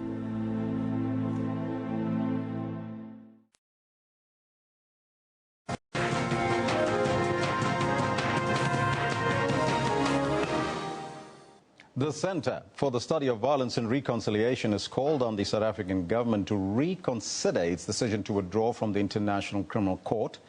Last week, South Africa gave formal notification to the United Nations that it was repealing its ratification of the Rome Statute Act. Now, Parliament, however, still needs to pass the legislation to formalize this process. The CSVR has described the decision as deeply disturbing. It says the decision reflects badly on South Africa's commitment to respect and promote human rights on the continent and champion international human rights principles and provisions. Now, to discuss this further, we are joined in studio by the Advocacy Program Manager at the Center for the Study of Violence and Reconciliation, Anna Moya Kupeta. A very good morning to you, ma'am, and welcome. Thank you. First and foremostly, one of your reasons that you think that South Africa should reconsider its decision to exit the ICC is that it reflects badly on South Africa's reputation and its commitment to promote human rights on the continent. But South Africa and African countries are saying that the ICC is targeting specifically African countries. Your response to that? This is true, especially when you look at some of the countries that have actually been taken to the ICC, for instance. However, as legitimate as those concerns are, on the part of the African continent and the countries in Africa, the fact still remains that although it is an imperfect mechanism that seems to target African countries, but it is really an avenue for victims of gross human rights violations like genocide, war crimes, and also crimes against humanity for African countries and also for victim groups who would not have had any recourse in terms of accessing justice through their own national or regional mechanisms. Now, we've heard from Burundi, and of course South Africa has also made its intentions clear. Are there other countries that will follow suit, you think, in terms of what South Africa has proposed to withdraw from the ICC? Definitely, there are other countries that are also considering this move. The Gambia, for instance, is also one of the countries that is following suit. There is also Kenya, there is also Uganda that are also following suit to what South Africa and Burundi have done. And this really is a concern, especially when you focus on what victims suffer and the lack of access to accountability mechanisms in Africa. For instance, one of the reasons that have been put forward by African countries is that this will then encourage the speedy establishment of the African Court of Justice and Human and People's Rights. However, the Malabo Protocol that is establishing this court has only been adopted. It hasn't been ratified as yet. So this will really leave a gap for victim groups from many African countries experiencing conflict that would want some form of justice and accountability for crimes committed by high-level perpetrators like government officials and even presidents in some instances. In the case of South Africa, this follows hot on the heels of the Sudanese president that was here in the country that was supposed to be arrested by the South African government, which the ICC wanted, which they obviously let the president go because they indicated that he has got some rights himself and that he could leave the country. Was that perhaps the straw that broke the camel's back for South Africa to actually get to the point where they want to leave the ICC? What is about it is that when South Africa ratified the Rome Statute, it had a duty to actually arrest Omar al-Bashir on the basis of the fact that he was wanted before the ICC. So upon his arrival in South Africa had a duty under universal jurisdiction to arrest him. So maybe that actually was the reason why South Africa then realized the implications and also its responsibilities under international law, what this would actually mean to be a member of the ICC and also to be part of this august body. Now, in your attempts to persuade the government to perhaps change its mind and to decide differently, what have you done? Are you in discussions with government on this issue? There are concerted efforts by different stakeholders, like civil society organizations whose very focus or whose mandate is on criminal justice and international criminal law to lobby the South African government. But however, this is going to be a long-drawn process in the fact that legislation will have to be adopted and passed that actually repeals the implementation of the Rome Statute Act of the International Criminal Court in South Africa before the formalization of South Africa's withdrawal. So there are opportunities to lobby Parliament, for instance. There are opportunities to lobby the Department of International Affairs in South Africa, DECO, and the Department of Justice as well, and even other bodies as well that may be influential in actually overturning this decision. However, we really do not foresee South Africa on the basis of lobbying and also advocacy efforts turning around in its decision. So it will really call for more stern measures for South Africa to actually do a turnaround on this decision. Now, your organization has also indicated that South Africa's commitment to respect and promote human rights are being badly reflected on because of this decision. Explain that sentiment.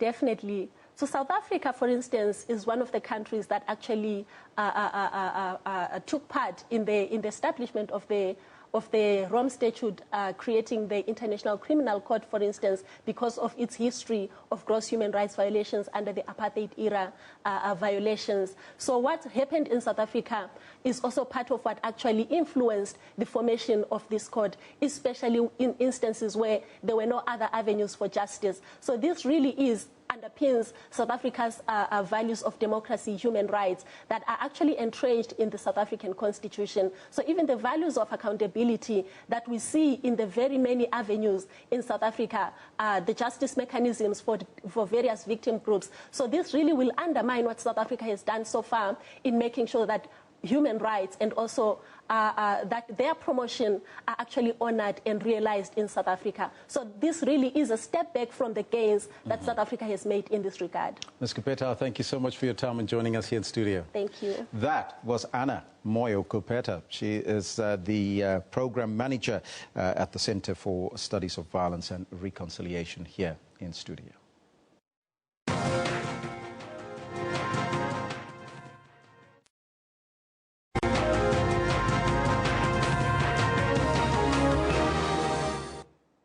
Good morning, welcome back. Of course, it's time for the sports. I'm Kendall Makhamat and I'm bringing it to you live right here on Newsroom. We start off with our football from last night, where Mamelodi Sundowns are back to winning ways after suffering a 2-1 defeat at the hands of Cape Town City last weekend. The Brazilians beat Polokwane City 2-0 in an Absa Premiership match played at the Peter Mokaba Stadium in Polokwane. Meanwhile, Platinum Stars beat 10-man Golden Arrows in KwaZulu-Natal.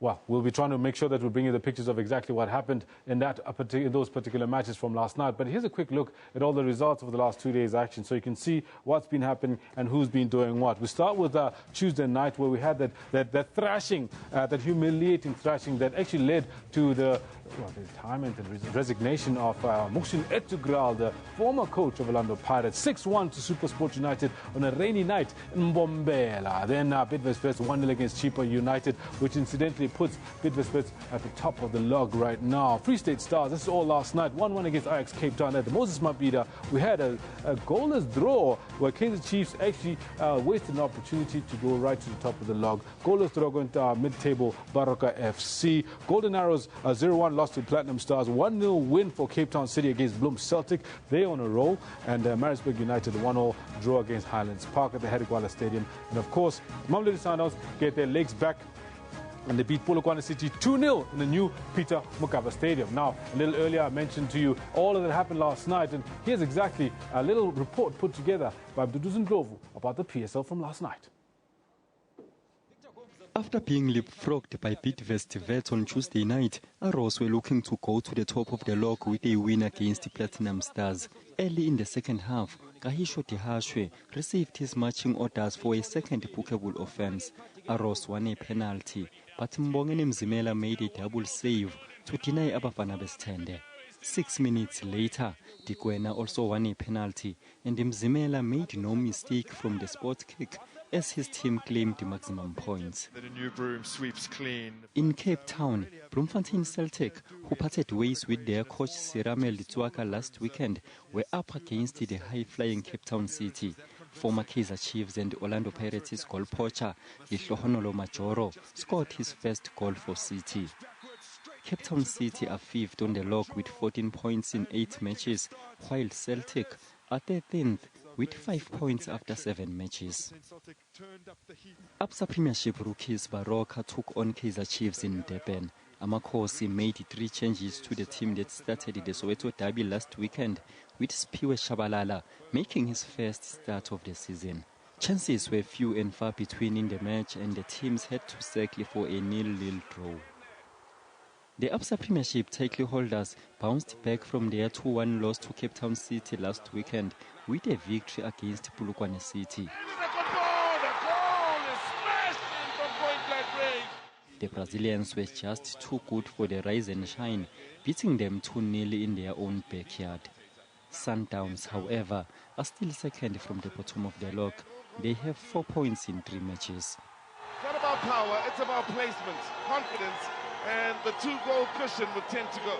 Meanwhile, Free State Stars played 2-1 draw against Ajax Cape Town, and it was the same scoreline in the Maritzburg United Highlands Park match. Duduzi Ndlovu, SABC News.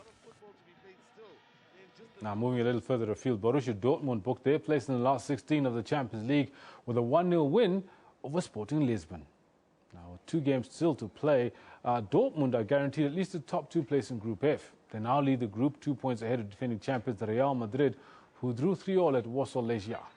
Meanwhile, the unbeaten Bayer Leverkusen moved up to second in Group E, following an away success at their Wembley Stadium.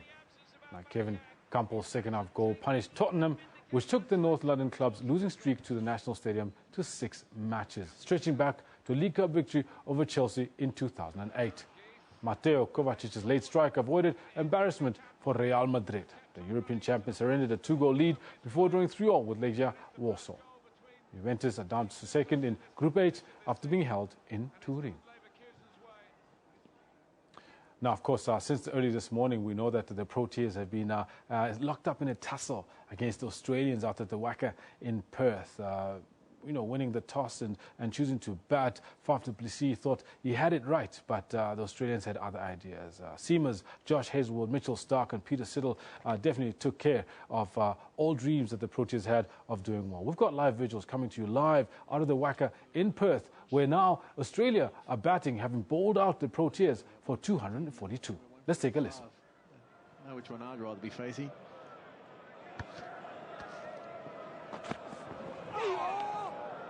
Just over the shoulder that time, 146 k's per hour. Yeah, you're right, Tom, and we've seen in the last couple of years, and some have criticised it actually, where Steyn has just made sure that his shape is pretty good, and he hasn't really cranked it up in his first spell, and then he's come back later and cranked it, but he's certainly, it's just whizzed past. He's certainly very keen to fire up and is doing at the moment. Good to watch though, isn't he? The Aussies love watching him bowl, they really do. Those crazy eyes.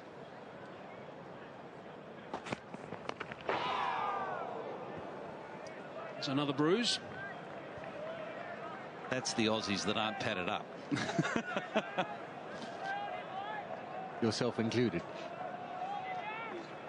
As you would say, 100%. 100%.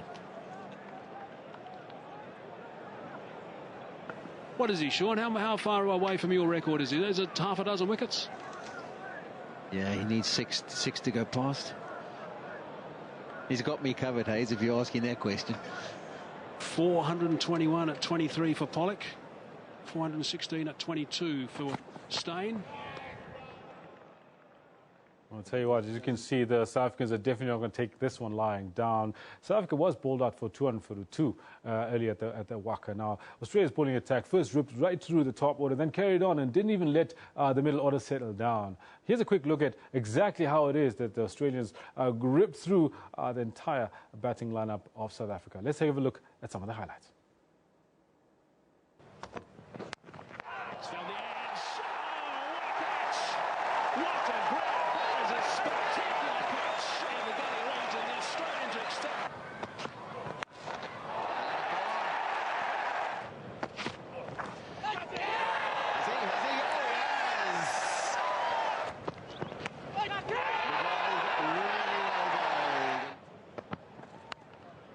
There's an edge and another catch. They've used their feet, they're out to the crease. Oh, this is big catch as an appeal. It's taken. Wow, that is sensational. This time Quinton de Kock goes after and plays it with some real authority behind square on the leg side. Beautifully placed. And that brings up his 50. 52 of 67 deliveries. 7 fours. Drags it on, goes after that short pitch delivery.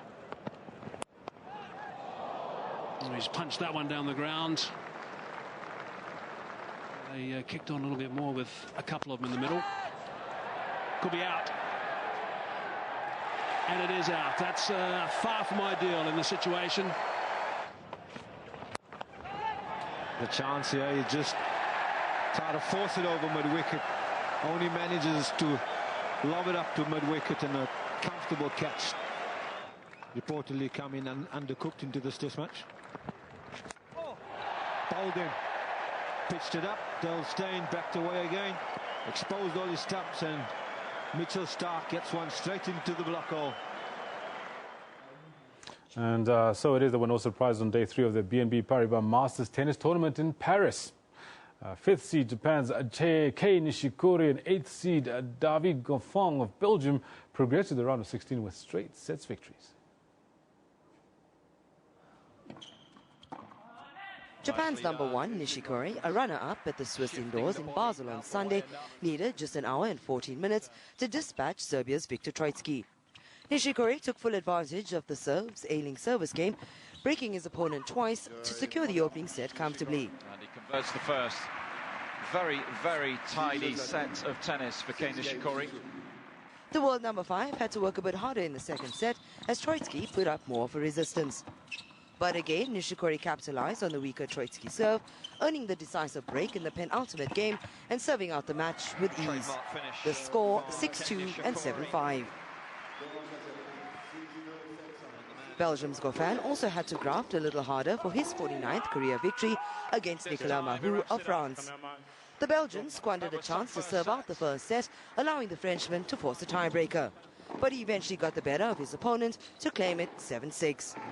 Goffin, who still has a slim chance of making it to the ATP Tour Finals in London, upped the ante. All right, apologies for that clip just breaking off mid-sentence. We'll try and make sure we bring you the full clip. Samantha Mari's report on the tennis. That's why we're going to leave it with the sport for now. It seems if there's a review going on at the WACA to see if Philander's got his first wicket, to see if we can get something out of the WACA pitch. We'll be back with more news shortly. A couple of minutes' time, right at the top of the hour. More news, more analysis. You're watching Newsroom.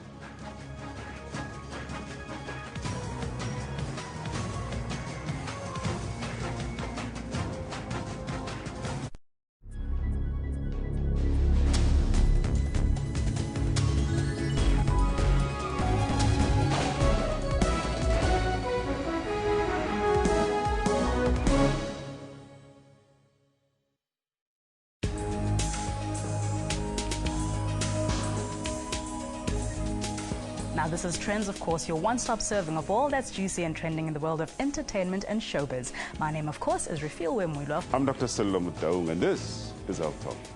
A very good morning and welcome to Media Monitor. I'm your host, Alicia Jolly. My name is Dumila Matters. William Mulebati. I'm Simpo. What time is it? It's question time. For your daily dose of current affairs, tune in to the SABC News channel. Young girls crossing our borders often find themselves alone in the big city of Johannesburg. I came here when my pregnancy was 6 months. Like many other girls from Zimbabwe, Abigail found her way here to the Central Methodist Church. My friend who was raped, who was forced to have sex at the church. I insisted that this needed to be handled with the police. I think we don't have rights. You do what you don't want to do, and you'll be forced. Any refugee in a strange country is vulnerable to forms of abuse and manipulation. I don't have any option. I can just continue to put the guys so that I can take care of my baby. The HIV/AIDS epidemic has inspired an art exhibition to do away with the stigma attached to it. It's hoped, therefore, that people who come to the exhibition will be challenged to think differently about AIDS. South African celebrities on the ramp when vintage fashion and songbirds meet. When you go out, you always want to look good. You know, you want to represent, and fashion plays a very big role. You cannot ask a man to be both shepherd and butcher at the same time.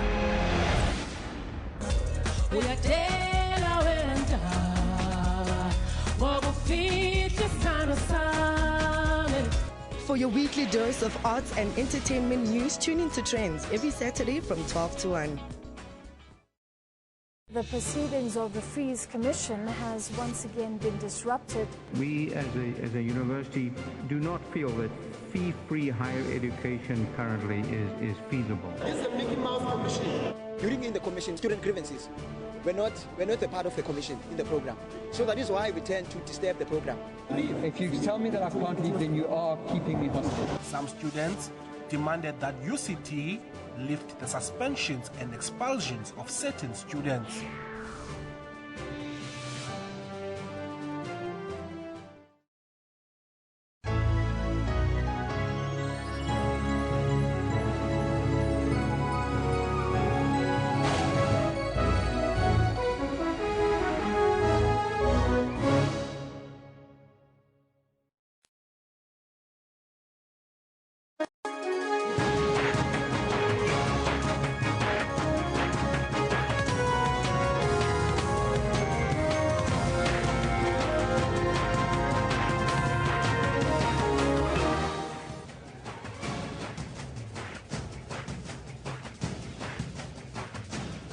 Welcome to Newsroom. This is the final hour, 11 o'clock. And of course, today we're focusing on issues that is really of public interest. And that's the Public Protector's report of capture that was released in the High Court yesterday.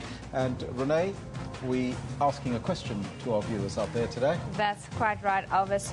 We want to know, what is your reaction to the findings or the outcome of the state capture report yesterday? Well, you can let us know on the Twitter handle at SABC Newsroom as well as on the Facebook page, but we're also conducting a poll. Yes, so this of course is in light of the marches that took place yesterday. A bit of looting took place, and we're asking, should political parties pay for the damages caused during violent protests? Well, so far, 75% of the people are saying yes and 25% saying no. 209 votes. Well, so far, you've got 21 hours left. You can still engage with us on the Twitter handle at SABC Newsroom. Do we have any tweets relating to the subject? Let's see if we have any of them coming up, if they can put them up quickly before we go to headlines. No? Yes? No? Well, it doesn't seem like we have them ready as yet. We'll bring them up for you. In fact, there's one. That one from Notando. It says, I have not read it yet. That is now the report. But I fear that we are given what they want us to see. Some info was used to discredit and mislead.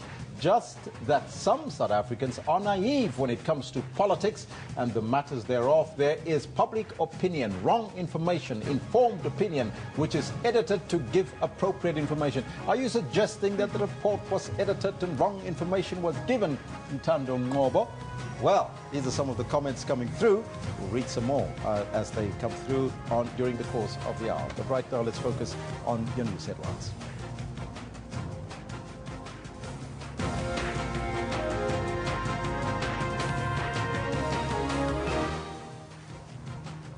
The African National Congress is expected to respond today to the state capture report, which was released by the order of the High Court in Pretoria today. It is the state of capture report, as we've heard now. Meanwhile, Eskom is expected to release its financial results at its headquarters in Megawatt Park in Johannesburg. And Zimbabwe's President Robert Mugabe will host President Jacob Zuma at the inaugural Bi-National Commission today. Those are your headlines. But before we get to the news, let's find out from Kendall what's happening on the cricket pitch. Tell you what, it's very interesting. Right now there's a battle royale going on between Dale Steyn and David Warner. Yes, we're all bowled out for 242 runs, and it seems as if Dale Steyn is trying to get one back for South Africa and get David Warner out very soon and very early. Let's take some live pictures while I talk to you about this so you can see exactly what's going on out at the Waka in Perth. Australia are literally chasing down 242 runs after they bowled everybody out for 241, and Dale Steyn is rushing in to bowl against Warner. Beautifully bowled again, nice and direct, line is spot on, good aggression from Steyn. 148 k's per hour that last one. 4 overs completed by Steyn, 7 overall, 32 for Nunez. All right, that's exactly what's going on out at the Waka in Perth, but here's what else is going on in the world of sports today. Forward, ball, ended at the ball, the goal is smashing from point blank range. Mamelodi Sundowns get their PSL legs back as they put Polokwane City away with a 2-0 win at the new Peter Mokaba Stadium. Ball whipped in towards Cornelius with the header and the save by Kasper Schmeichel. Kasper Schmeichel pulls off a last-minute save in Copenhagen to keep Leicester City in the hunt for a UEFA Champions League round of 16 spot. I'll be bringing you more detail about 11:35 or so, but for now it is back to Renee, who's got the news. Yes, thank you, Kendall. Now news just in, the urgent court interdict by some students to halt exams at Wits has been denied. The court found the case by students has not been established, which means there is no grounds for an interdict. Court further found there is no evidence to support an urgent interdict. And the court also found there could be renewed violent protests if exams are postponed. While moving on to the biggest story of today, the release of the report on state capture has revealed that there is evidence of corruption and improper relationships among South Africans' politicians, state-owned companies and the Gupta family. The 355-page report, titled State of Capture, calls for further investigation after it was made public yesterday. Now, the report was initiated by former Public Protector Thuli Madonsela following claims that the Gupta family had influenced the awarding of contracts to SOEs and even the appointment of ministers to the executive. Now, President Jacob Zuma had tried to block its release, but the president withdrew his application early yesterday. He said he will study the contents of the state capture report and decide whether he should challenge the findings in court or not. Before the release of the report, other events unfolded in Pretoria yesterday.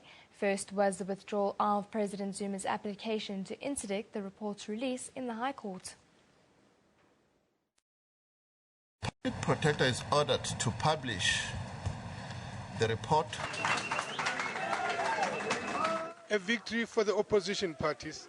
President Jacob Zuma, who contended his rights to question witnesses were infringed, made an about turn. In a statement, he says it is in the interest of justice and a speedy resolution that he withdraw the application. However, he will study the report to decide if it should be taken under review. This has been the contention of intervening parties since the application was launched, that should the president feel aggrieved, he should challenge it in court. The next hurdle is who should pay the costs of all 6 councils involved in the matter. The court can do what was done in the SABC case that I read out, which was to then ask that litigant to show cause, to come back and show cause why the cost should not be personally attached to them. It is clear that the president is asserting a personal interest and a personal right and is using the office of the president to do so and is using the state attorney to advance that interest. The time has come for the second respondent to accept personal responsibility for the costs incurred in the multiplicity of actions which he is currently involved. The order on who should foot the bill has been reserved.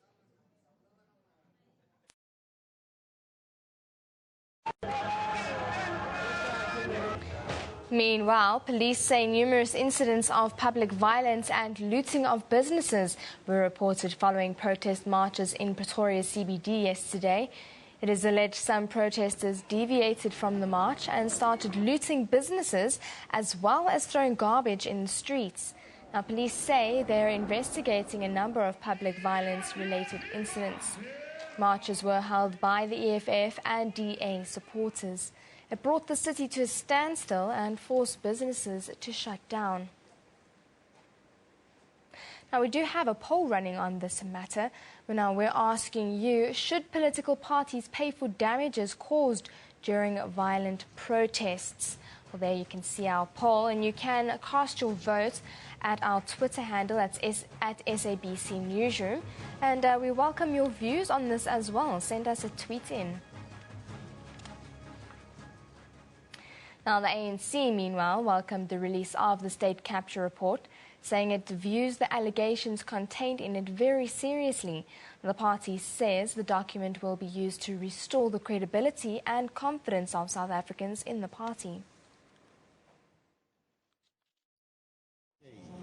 The allegations of state capture by the Gupta family have created divisions within the ruling party. The ANC has welcomed the president's decision to withdraw his application to stop the release of the report. The party says it has been anxiously awaited. Because we want to act on the report to restore the credibility and confidence of our people to their own organization, but also to defend the democratic state and in its character. That when people are voted into government, people bestow their confidence in those leadership. It cautioned that the president will still be entitled to take the report for a review in court if aggrieved by its contents. It also welcomed the protests in Pretoria to raise concerns about state capture. And it must not be seen as anti-ANC and anti-government. It is about South Africa in the first instance.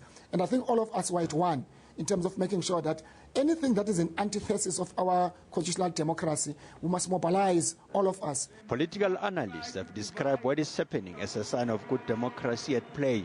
We have to be concerned when people are accused of trying to take over government for private purposes.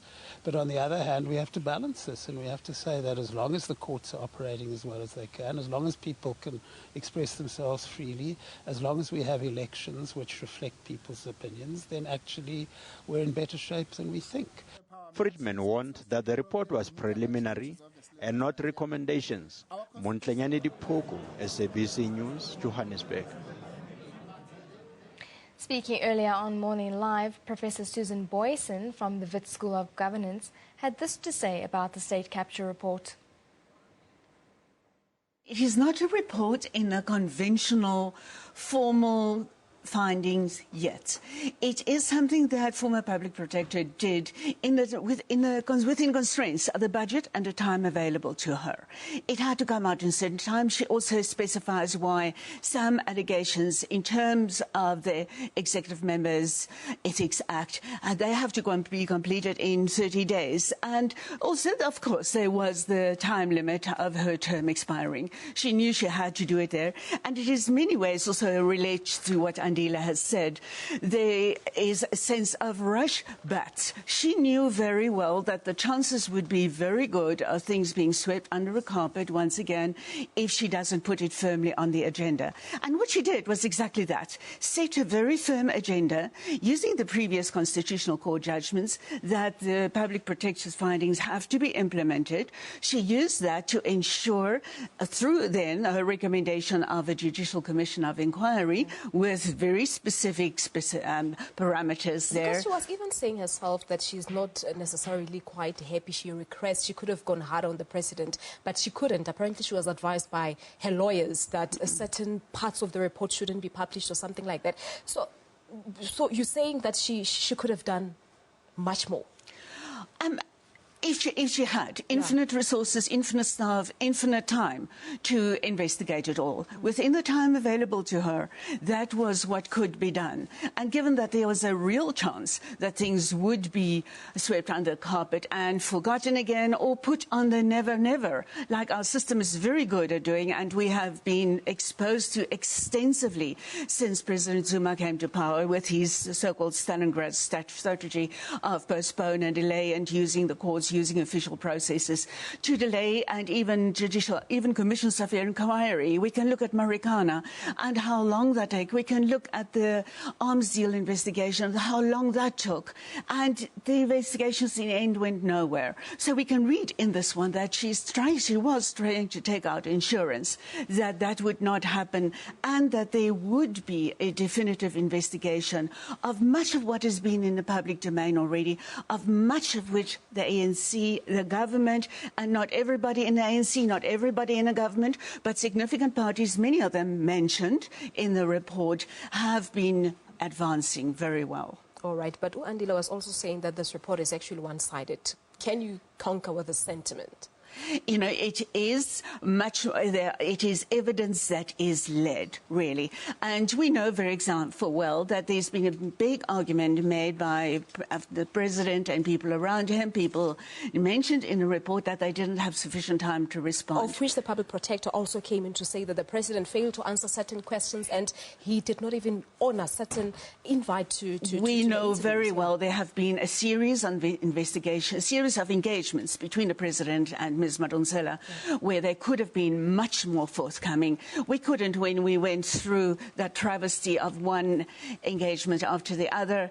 Just be reminded of the president's Stalingrad strategy that if he can get it postponed, if he can get it postponed to perhaps the point where he is out of office, then maybe it will go away. But we know very well that if this investigation, perhaps it's first taken under review, then there could be a further postponement, which would actually be even worse for the president, because as it goes, if the commission happens, and then there can possibly be a litigation after that, and then by the time that is completed, the president will just about be ready for retirement, and he won't be able to have all the defences and all the state resources that have been sponsoring all his legal defences by that time. So it could, in the end, be a very unwelcome retirement present for the president. Yeah, but in terms of the credibility and the trust that South Africans have, does it really say something?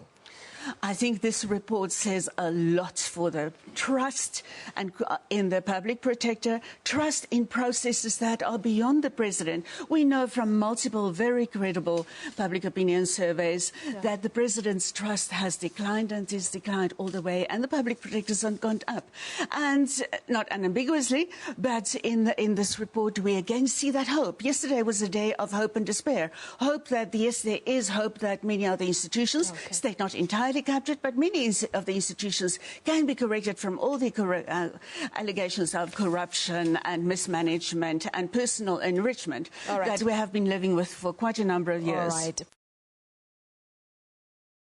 News just in. The urgent court interdict by some students to halt exams at Wits has been denied. The court found the case by students has not been established, which means there is no grounds for an interdict. The court further found there is no evidence to support an urgent interdict.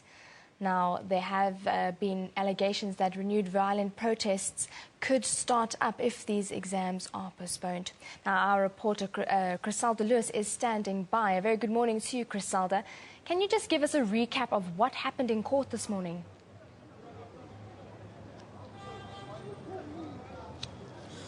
Well, essentially there, Renee, the reasons that the court gave for dismissing this application, indicating there, most importantly, that there's no indication at this stage, even if the exams at Wits University were to be postponed, there's absolutely no guarantee that there would not be renewed violence at the institution, and basically that the reasons that were given by the students who brought this application certainly could not be established, in that there's no guarantees at this point as well that the violence that we've seen at Wits University over the several weeks as students embarked on their calls for free education now, that the violence that was seen at the time would not then, there wouldn't be a resurgence in violence, absolutely no guarantees at this point. But I think that being one of the pertinent reasons that the court has given, this certainly does come as a blow to the students who brought this application. Just to give you a bit of background there, Renee, initially there'd been 25 students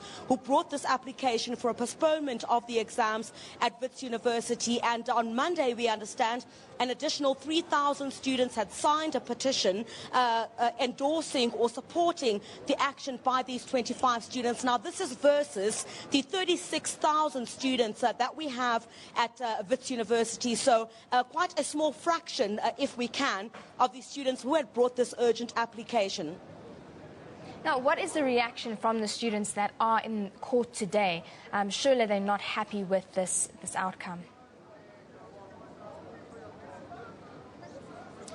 Well, certainly massive reaction from the students who had brought this application. They've long indicated that the circumstances or the conditions under which they would write the examination, they've described as quite traumatic. They say they've not received counselling as a result of the events that we've seen over the past couple of weeks, where we saw stun grenades and some students also being removed from lecture halls when Wits University had decided to continue with the 2016 academic program. They're saying that it comes as quite a blow for them that the university would want to defer the examinations, not taking into account the fact that they've not received counselling and the necessary counselling that they would want to receive before even sitting down for examination. The university has certainly not taken into account. But we did hear from Wits University a bit earlier on this morning.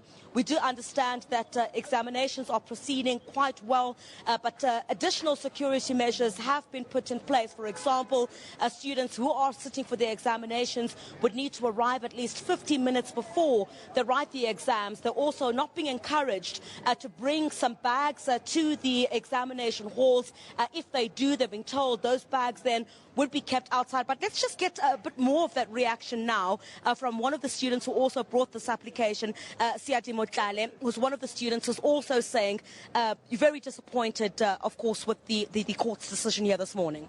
Yes, I'm highly disappointed in our justice system. I mean, essentially what the judge said to us was, we understand, I understand you guys are traumatized, you guys have been through a lot, you guys are in no condition to write exams, you have evidence to this effect. However, because you did not argue it accordingly, I cannot grant a judgment in your favor. So for me, that's disappointing that, the onus is asked on poor black students who are victims of the system to have to go over and beyond, to have to try to prove and present legal arguments in a certain... if he had said you're crazy, this isn't a reality, maybe that would be a different story. But the fact that he acknowledged that what we are saying and what we are arguing for is actually a reality and it's proven by these reports, but he just can't grant it to us on the basis of our legal arguments. It's really disappointing. It's a really disappointing event from the justice system. All right, so what does this mean for you?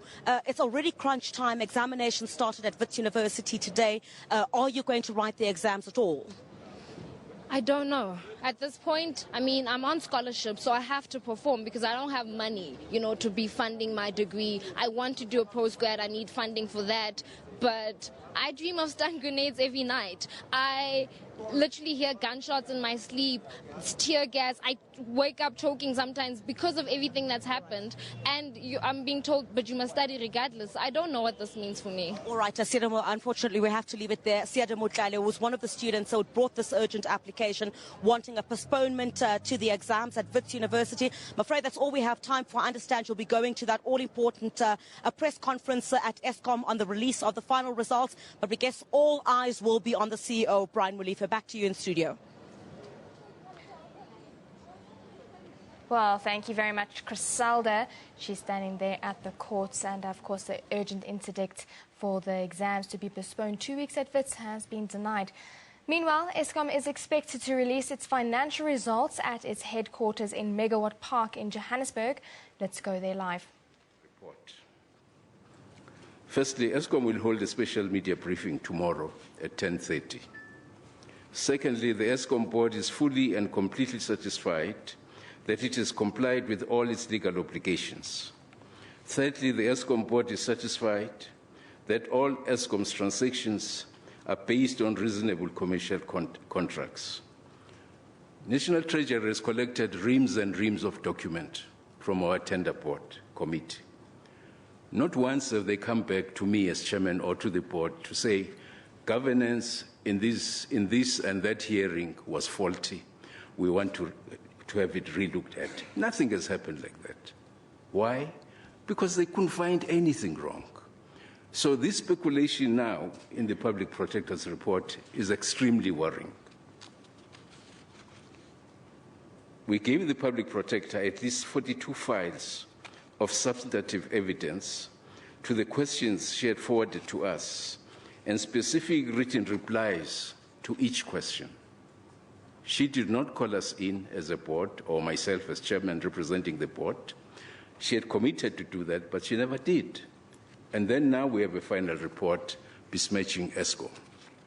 Ladies and gentlemen, we'll hear more about this tomorrow, but today we celebrate a phenomenal set of operational and financial performance. And I would like to say we are fully behind our CEO, Brian Molefe, Anuj Singh, members of the executive of Eskom. We know they've worked very hard to achieve a wonderful result for the country.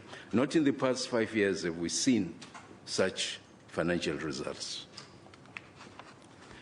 A few years ago, the country came face to face with the consequences of an energy shortage. Although not unique to our country, South Africans came to terms with a new word in our vocabulary, namely load shedding. Load shedding was a controlled way to avoid a total electricity blackout in South Africa. Through the remarkable capability of Eskom's executives, the company has turned things around to deliver solid performance. The added good news, ladies and gentlemen, is that this turnaround is sustainable.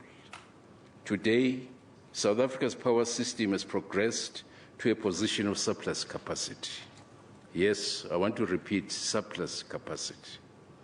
This will, ladies and gentlemen, have a profound impact on the South African economy as we are now, once again, able to accommodate new connections.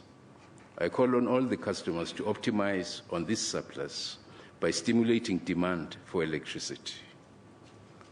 To date, as Pasiwe has said, Eskom has not load shed for close to 15 months.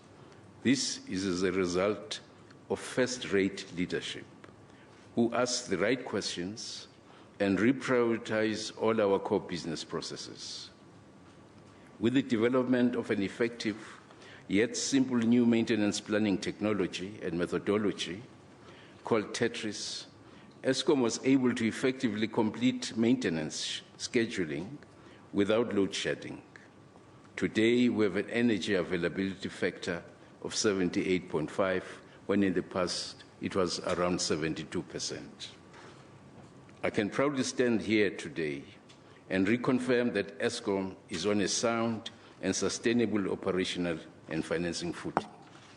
We now have a healthy and adequate reserve margin and adequate generation capacity to meet the current demand. In addition, our capacity expansion program has delivered more than 1,700 megawatts to the South African grid since August 2015. This is equivalent to lighting up Greater Durban. Yet, despite this outstanding business performance, the Eskom board and Eskom executives are taken aback at the continued condemnation of this proudly South African business. We now hear calls from prominent economists that the board must be dissolved. This is ridiculous. It's crazy. Look at the facts. You know, and for a professional, scientific person to just shout that Eskom board must be dissolved without a hearing is crazy. Let's stop this slide to a slippery slope for our country. Ladies and gentlemen, our intention to challenge convention should not be misjudged as corruption or failure. Where we believe that policies or decisions are not in the best interest of the sovereign consumer, Eskom will take bold actions. Where we believe that savings in any area of the business can be optimized, we will take the decision to do so without going or contradicting national policy. So today, I yet again stand here proudly as I thank Mr. Molefe and his executive team and every staff member who contributed to achieving these sustained and pleasing results. Every contribution, large or small, makes an indelible contribution to achieving our combined success. I end by repeating what I said at the annual results announcement. This year has been a defining moment for Eskom, and through our corporate strategy designed to cost, we will no doubt grow the strength and rise to be the real pillar of energy in South Africa. Eskom is on a sound and sustainable operational and financial footing. Ladies and gentlemen, I would like to request our stakeholders, primarily our customers, to take advantage of our excess capacity and to stimulate demand for electricity. Thank you very much.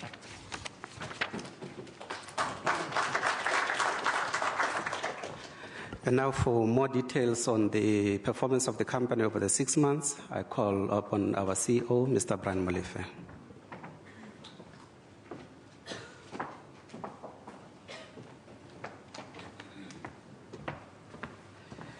Mr. Chairman, board members, members of parliament, members from the Department of Energy and Department of Public Enterprises. It is my pleasure to present our half-year results. Today is day number 453 without load shedding. In the last 6 months, our EBITDA was 31.5 billion, representing an increase of 23% compared to the comparative period in the last year. We have managed to achieve cost savings of 8 billion. Cash generated from operating activities increased by 39% to 31.9 billion compared to the comparative period. On the 30th of September, we had 43.8 billion of liquid assets, which is cash and cash equivalents in the bank. 86% of the funding that we require for 2016-17 has already been secured, and we are quite confident that with the remainder of the financial year, we should be able to get the 14% that is still outstanding. 28% of funding for 2017-18 has already been secured.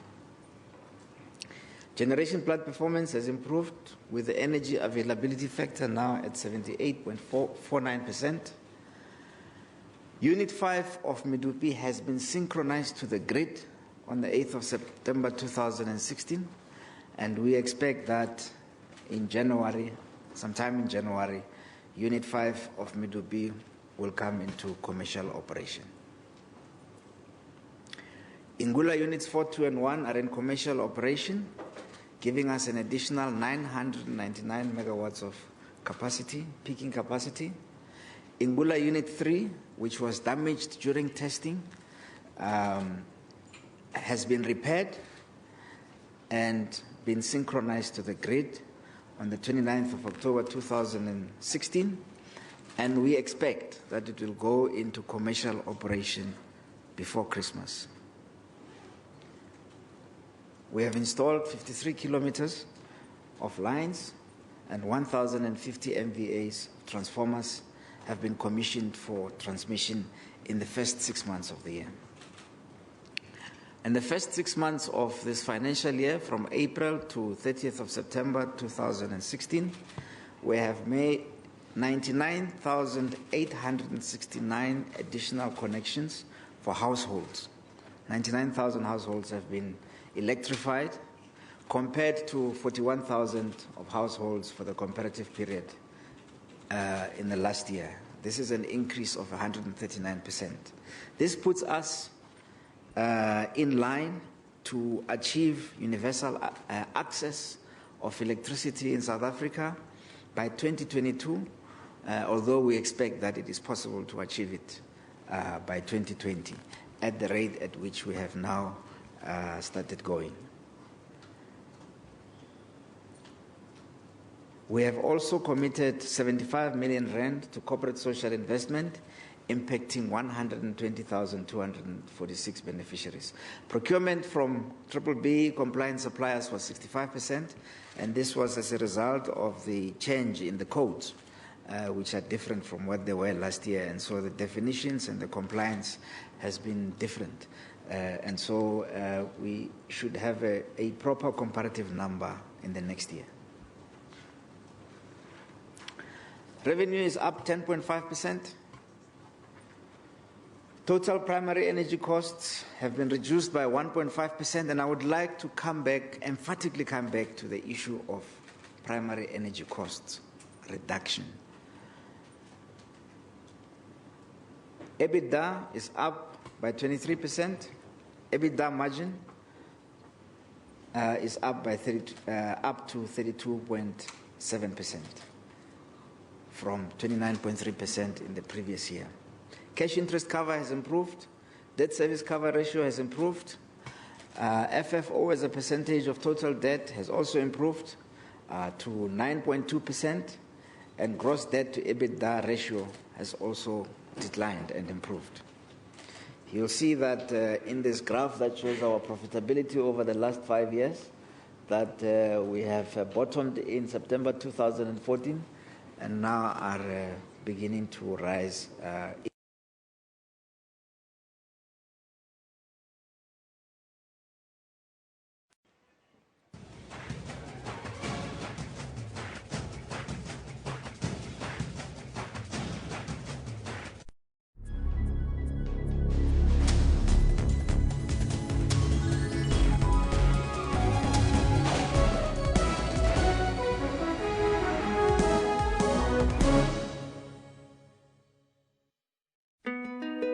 What is the price of ambition? Early mornings, late nights, or sacrificing the little things now for bigger things tomorrow? Ambitious people are all made of the same stuff. Big dreams, big dedication, and a big attitude. With an understanding that sometimes to get ahead in life, you need a helping hand from those a little bigger than you.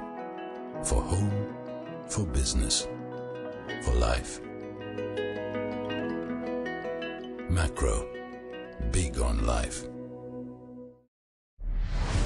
Inside us all lurks greatness, bravery, Guts, determination. Every time you get down, you get back up. You take us all forward. You raise the bar. And we salute you, party comrade, with a Heineken Cool Can and Strongbow Apple Cider 6-pack combo for just 100 Rand from Tops at Spa.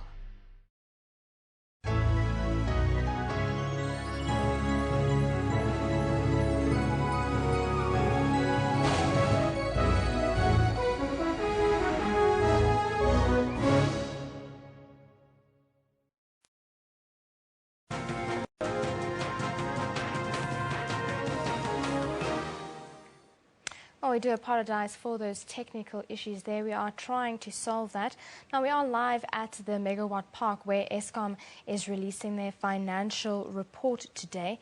Now, I'm sure reporters are very eager, waiting to ask about the state capture findings. But let's see if we can get that live feed back there.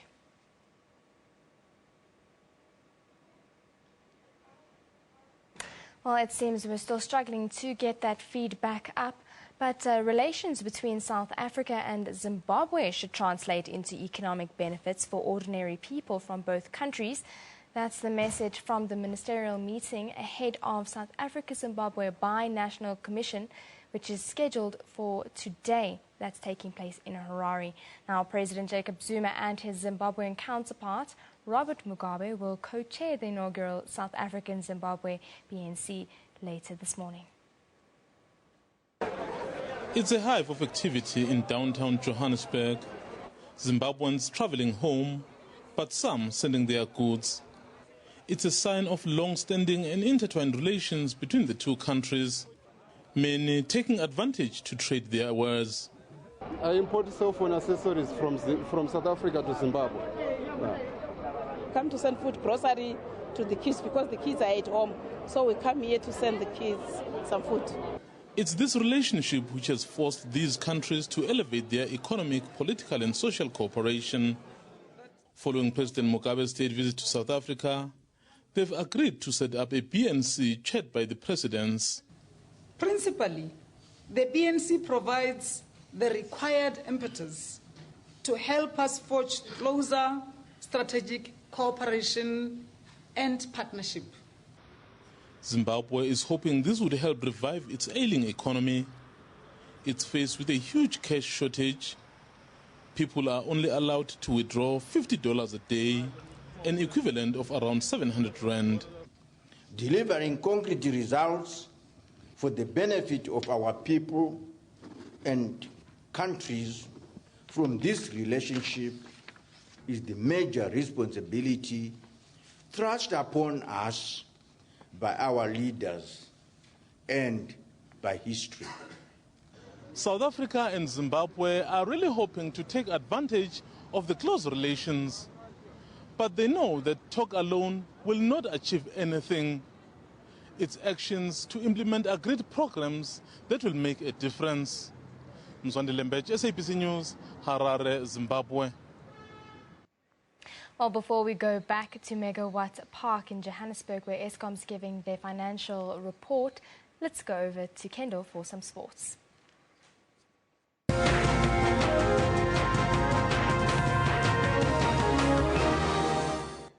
And welcome back. I'm Kendall Makamat, and I've got your sports right here on Newsroom Time. It's just hit just before 20 to 12. We bring it back with talk about Mamelodi Sundowns, who are now back to winning ways after suffering a 2-1 defeat at the hands of Cape Town City last weekend.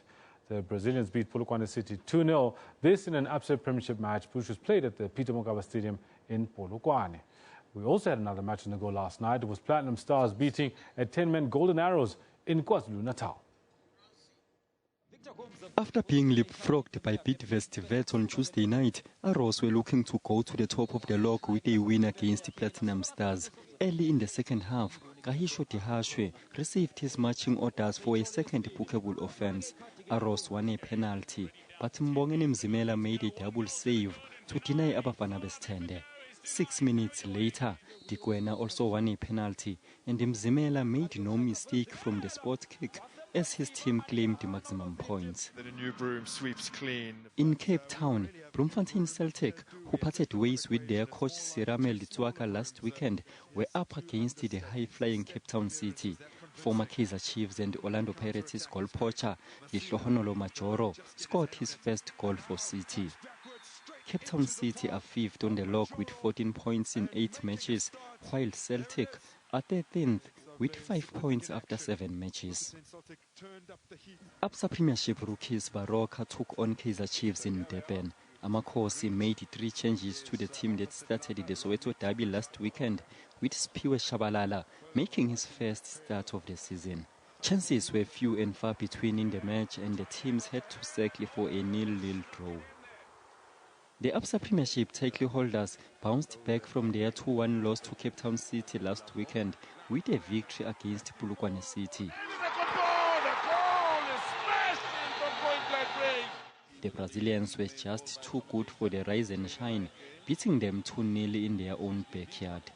Sundowns, however, are still second from the bottom of the log. They have 4 points in 3 matches. It's not about power, it's about placement, confidence, and the 2-goal cushion with 10 to go. Meanwhile, Free State Stars played 2-1 draw against Ajax Cape Town, and it was the same scoreline in the Maritzburg United Highlands Park match. Mduduzi Ndlovu, SABC News. All right, now it seems like that feed that we have for you of the Eskom results is back on. But before I give you that quickly, 242 runs that the South Africans were bowled out for. And now it's the Australians, they're sitting on the 16th over, trailed by 167 runs. And the score right now is 77, no loss to Australia. Let's take Brian Molefe, given the results, financial results for Eskom. The pass-through. And these pass-throughs are not automatic because in the case of diesel, for example, although NERSA had agreed earlier that diesel was a pass-through, when we came to claiming the diesel, it was disallowed in its entirety. But that is water under the bridge. We have dealt with our diesel problem, and I hope we can deal with our IPP problem. You'll remember that the court judgment as well, the judge said the pass-through should not be automatic. There must be a measure of efficiency. We will have a difficulty trying to justify the efficiency of these IPPs. So it is a problem that still needs to be discussed, to which a solution must still be found. We are convinced that the renewable energy is the way to go, but we think it is still early to deploy the technology at the scale at which we are trying to deploy it. The renewable energy, solar, wind, will have storage capacity in the future. Until the storage capacity technology problem is resolved, our view is that we should go slow, because when the storage capacity problem is resolved, we may end up with assets that have incompatible technologies to the new storage capacity problem. It's just a concern. It is a concern that, if ignored, could cost this country billions of rand. I think it is our duty as Eskom, from where we sit, to point out to problems if we believe there are problems. I know that we get vilified very strongly for that, but I think it is fair to expect us to point out to problems. I think when things go wrong in the future, it shouldn't be that we never raised the matter at all, even though we knew about it. This is our financial position, which has strengthened. Our total assets have increased by 13%, and you will see that our debt securities and borrowings grew from 297 billion to 332 billion compared to September last year. And so that is the reason, part of the reason why the debt service costs have increased.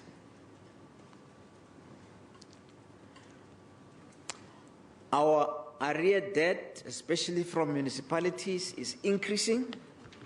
Part of the issue here is that there was a court ruling in the Northern Cape where a judge ruled that Eskom cannot switch off municipalities that are in default. We are still waiting for a court date for the matter to be ventilated properly because that was on an urgent basis. But as a result of that, quite a number of municipalities have taken advantage and have allowed their debt to increase because they know that there is a court ruling that says we cannot switch off municipalities. The matter will be heard in March, and in the meantime, we are going to try and accelerate our prepaid program because prepaid deals with the issue of debt in a very decisive way. As I said earlier, we have secured 86% of funding for the 2016-17 financial year and 28% of funding for 17-18. Outlook for our ratings, we are on negative watch from Standard & Poor's. Moody's has put us on a review for downgrade and stable with Fitch.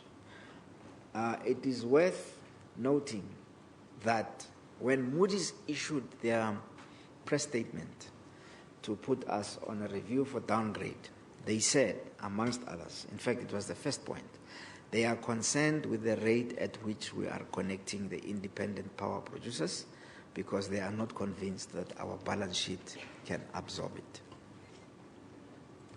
Again, I'm just stating a statement of fact. I'm not trying to determine policy, nor am I purporting to be competent at setting policy.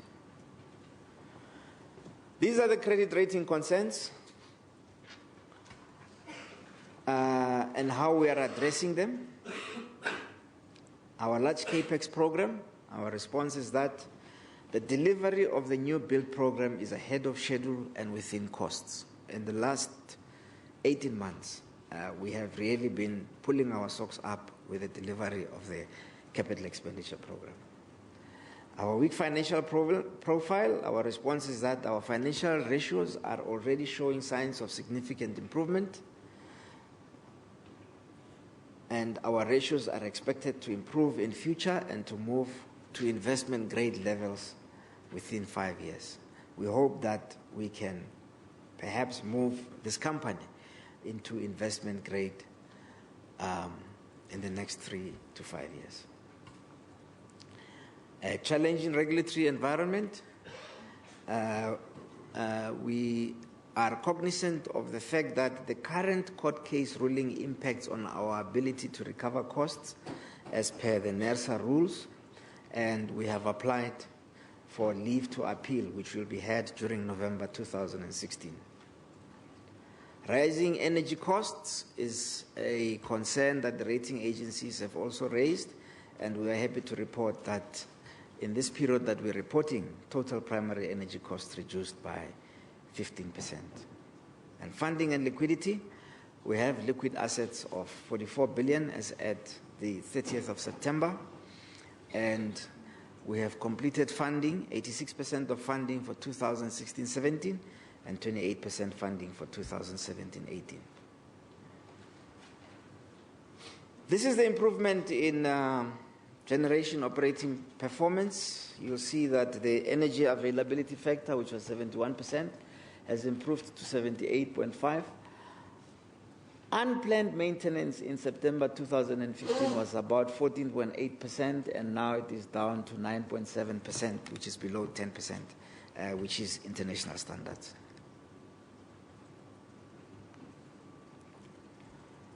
We have continued to experience improvements in the network performance.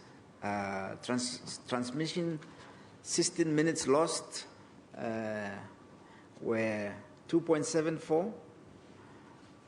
There was a slight deterioration there, and this was as a result of a few large incidents that occurred impacting the transmission system's minutes lost.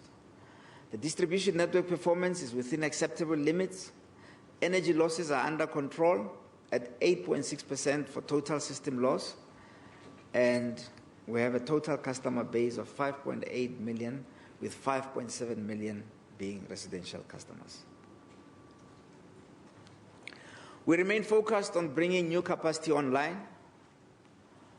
Medupi Unit 6 was commissioned in August 2015, commercial operation 794 megawatts. Ingula Unit 4 was received commercial operation in June 2016. Ingula Unit 2, commercial operation in August 2016. And Ingula Unit 1, commercial operation in August 2016. Ingula Unit 3 will be in commercial operation by January 2017, but I hope that it will be in commercial operation by Christmas, just symbolically. And Medupi Unit 5 has been synchronized to the grid and is on schedule to come into commercial operation by March 2018. Kusile Unit 1 will come into commercial operation by 2018. In fact, we have lit the first fires at Kusile, and I think last weekend we had steam coming out of Kusile for the first time. Although there are problems that are being experienced now, but we still hope that it will also be synchronized either in December or January and come into commercial operation by March. Kusile Unit 1. This is the capital program going forward. Medupi Unit 5 will come into commercial operation in March 18, Ingula Unit 3 by January 17 or before Christmas, Kusile Unit 1 July 18, Medupi Unit 4 July 18, Kusile Unit 2 July 19, and Medupi Unit 2 7,994 megawatts December 19, Duva Unit 3 600 megawatts March 2020, and Medupi Unit 1 May 2020, Kusile Unit 4 March 2021, and Kusile Unit 5 November 2021, and Kusile Unit 6 September 2022. 9,104 megawatts will be commissioned over the next 6 years. Over the next 6 years, until 2022, we expect the surplus that we have to increase.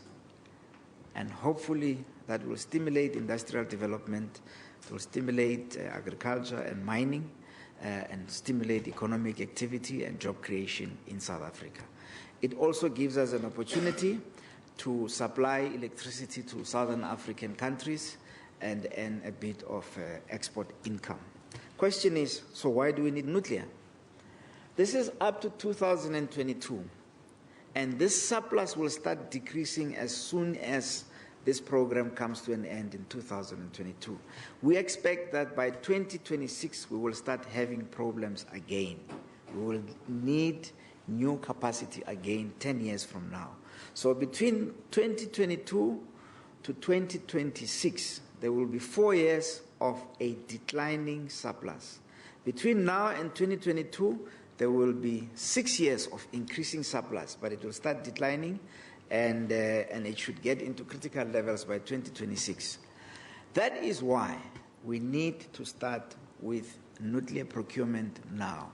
The first 5 years of nuclear procurement will be planning, just planning.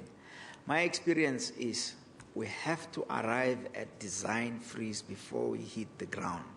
If you look at major construction projects in South Africa and elsewhere, part of the reason that they go into problems of exceeding the budget has been the absence of design freeze. It happened at Medupi, where when a crisis hit, we went and took the plans of Majuba and tried to build in Medupi. And after we hit the ground, we found that the soil conditions were not the same, the tectonic conditions were not the same, and we wanted to initially build 3 units, and we increased it to 4 during construction and now to 6. And all of that results in what people call over-expenditure, but people never distinguish between over-expenditure and increasing capacity. But the fact of the matter is that we went and started building before we had design freeze. It's like building a house when the plans are not complete. And while you're still building a house, somebody comes and says, change this window, put it there, don't put this window there, and so on, which results in delays and confusion and so on. We experienced it in the pipeline at Transnet when I was there. We started digging the trench to Durban to build a 9-inch pipeline, and after the project had started, there was a government decision to say increase the pipeline's capacity to 24-inch.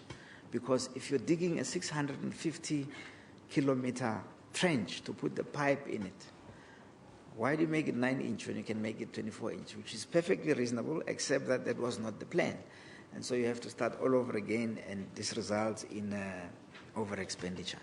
And so that is the experience that I have with big capital projects, that I think we should take 5 years just to do thorough planning. In the first 6 months of the year, we added 999 megawatts of capacity onto the grid, and that is from the 3 units of Ingula. By the end of the year, this will at least be 1,200 or 1,300 with the additional unit from Ingula, Unit 3. Transmission lines, 53 kilometers of transmission lines have been built, have been commissioned during the first 6 months of the year, and we have built 1,050 substations, MVAs.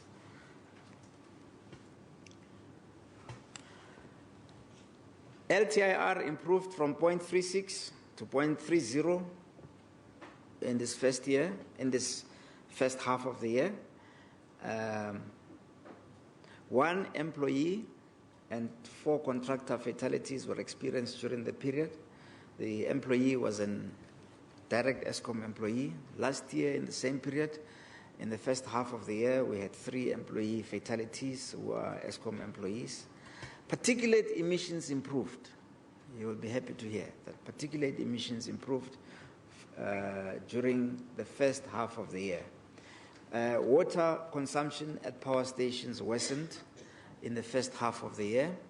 But this is, I think, deceptive, because in the capital build programs, we also use a lot of water. For example, Unit 5 of Medupi, when we wanted to switch it on, it had to be rinsed with a lot of water to remove the dust that had accumulated during construction.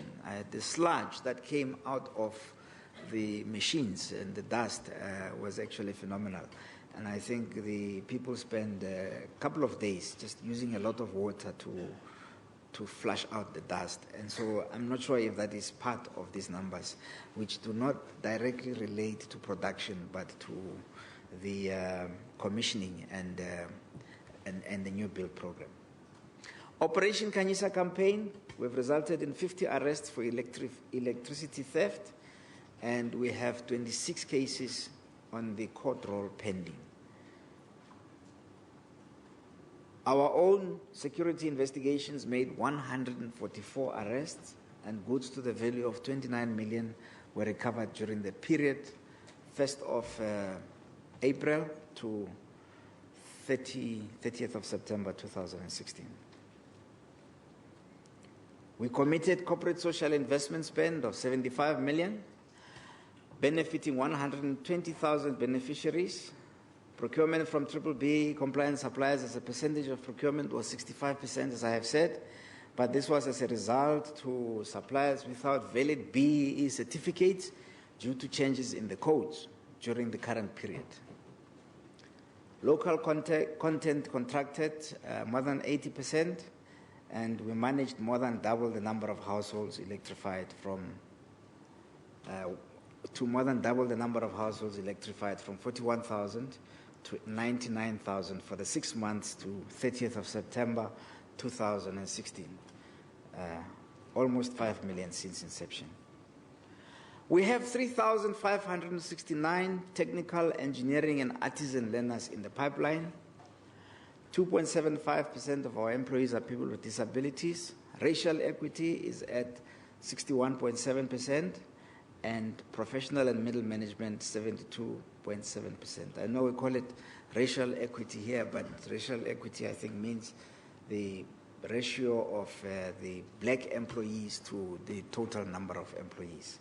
Gender equity, which is women to the total number of employees, is 28.5%, and in professional and middle management, 35.7%. This is The gender equity numbers are not something that we are proud of. It is something that we have requested all the divisions and all the units at Eskom to improve because we need better gender representativity in Eskom. In conclusion, Eskom's turnaround is solid and continues to stabilize the organization. We have improved generation performance. The new build program is delivering to plan. Financial profitability and liquidity have been restored. Excess capacity currently exists and is projected to grow steadily over the next 3 to 6 years. And we call on customers to increase consumption, especially industrial customers, to increase consumption, and we ask them to engage with Eskom proactively to take advantage of the excess capacity situation.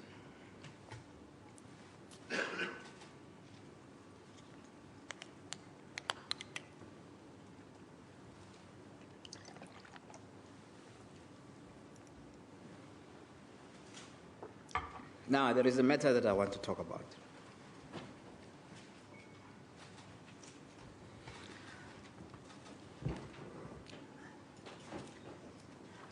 Last year when I joined Eskom, on the 17th of April 2016,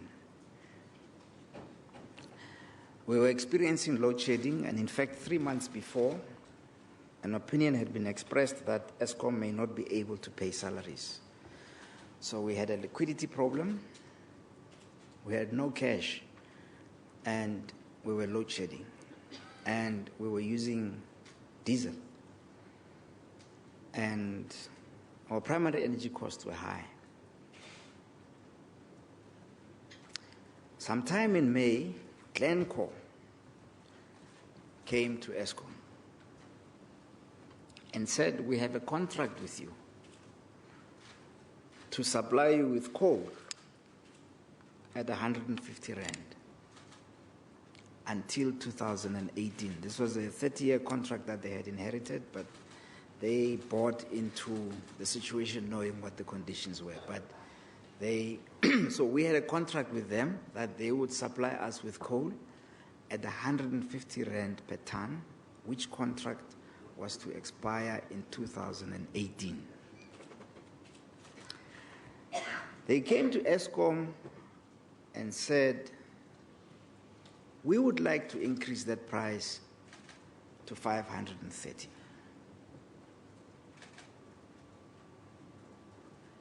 In fact, Mr. CEO, they said, we've been negotiating this issue for the last so many months, and we are very close to agreeing. And I said to them, and I said to management, and I take responsibility for this, I said, no. Eskom doesn't have the money to buy coal at 530, where it already has a contract to be supplied at 150.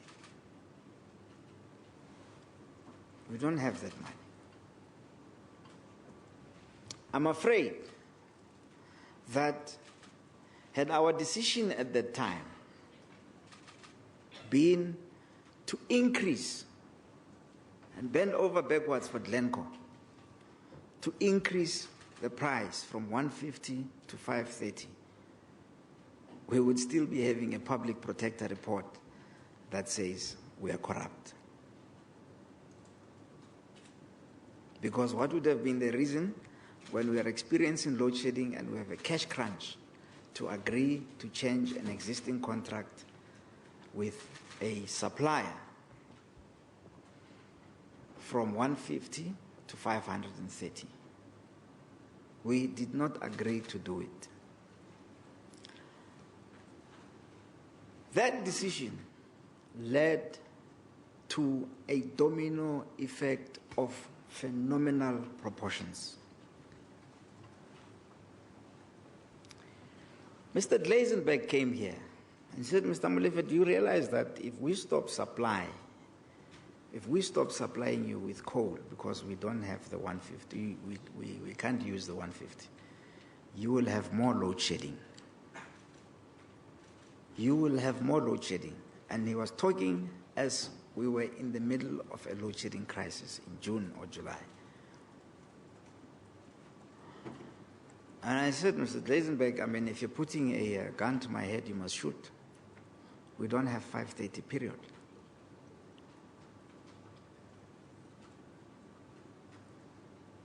Then Glencore, of their own accord, went and put the company under business rescue. Part of business rescue law says that the business rescue practitioners can suspend existing contracts. On the day that the company was put in business rescue, the business rescue practitioners wrote us a letter saying, you will have to supply us with coal, or you will have to pay us 530 Rand for the coal that we deliver to you as business rescue practitioners, or we will stop supply in 24 hours.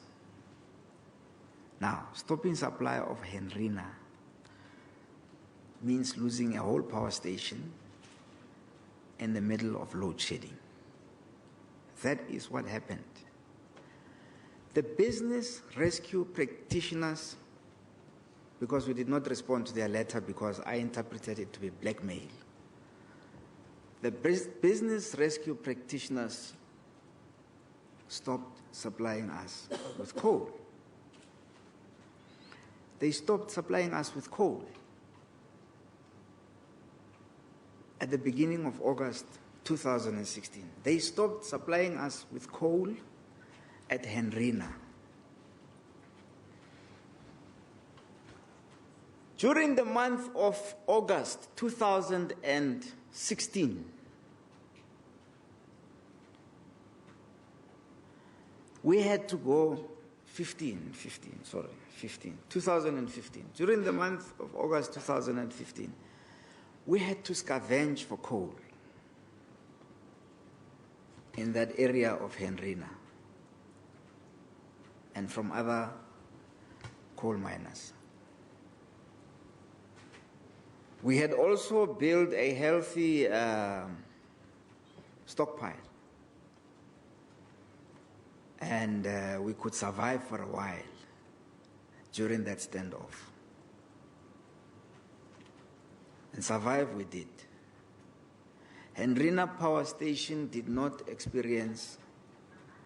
have to be shut down because of a shortage of coal, because Glencore and Optimum were not supplying us with electricity, with coal, or rather the business rescue practitioners.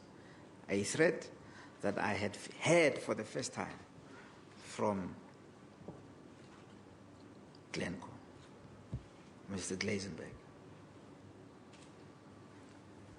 So,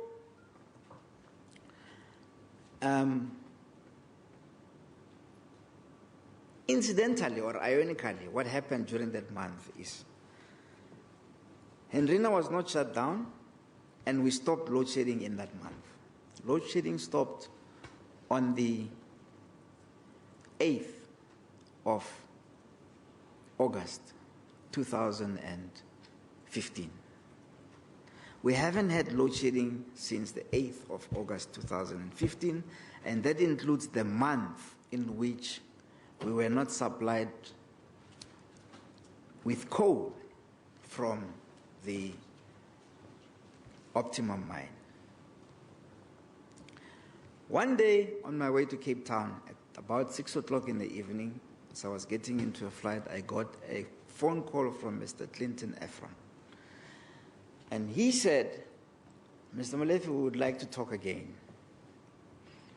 We were at least getting 150 from you, now we're not getting anything. At that time, we had been buying coal at about 400. Coal that had been contracted to us at 150, and I was still in my head making plans to sue them for the difference at some point. But anyway, that's another matter.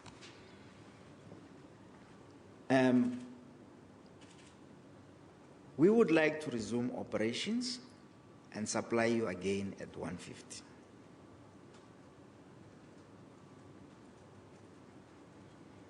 But we would like to talk. I said, Mr. Ephron, I have nothing to talk to you.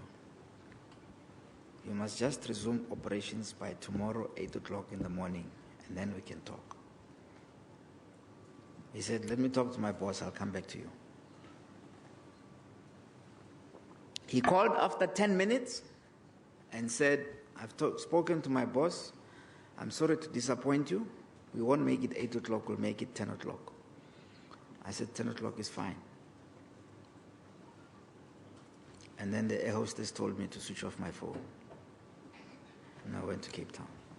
The following day at 10 o'clock, they restarted operations and have been supplying us with coal at 150. The business rescue practitioners. Now, when he said, we want to talk, but we want, and I said, you can only talk after you've restored supply, they came to us and said, well, under the circumstances, we would like to sell the mine. We said, that is your decision. That is your decision. We stick into our contract, and by the way, we have already issued summons for the 2 billion for the penalties. And we're not moving on that. We need that 2 billion because we've got a load shedding situation here. Cost of primary energy is shooting through the roof. We don't have liquidity. We're rated as junk because we can't make hard-nosed decisions, tough decisions. So, you want to sell? You can sell, I said to them. And several people expressed interest in selling. And those discussions, I consider them as confidential, except one. Mr. Putumantlego, and I say it because he made representations to the public protector, and his representations are in the public protector's report. So there's no longer confidentiality. Even though my understanding was that in having a discussion with them, it was in confidence. Mr. Putumantlego. And he said, we would like to buy Optimum, but we want to know from you that after we have bought, you will increase the price and write off the 2 billion. I said, I can't make that promise. I wouldn't be able to make that promise to you because if I can do that with you, why can't I do it with Glencoe? I will be accused of corruption. I can't do that.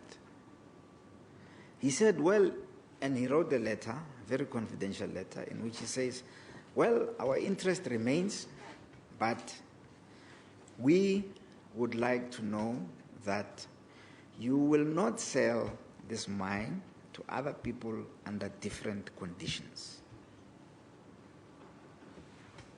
And I was okay with that because we were quite determined to get our coal at 150 and to get our 2 billion back.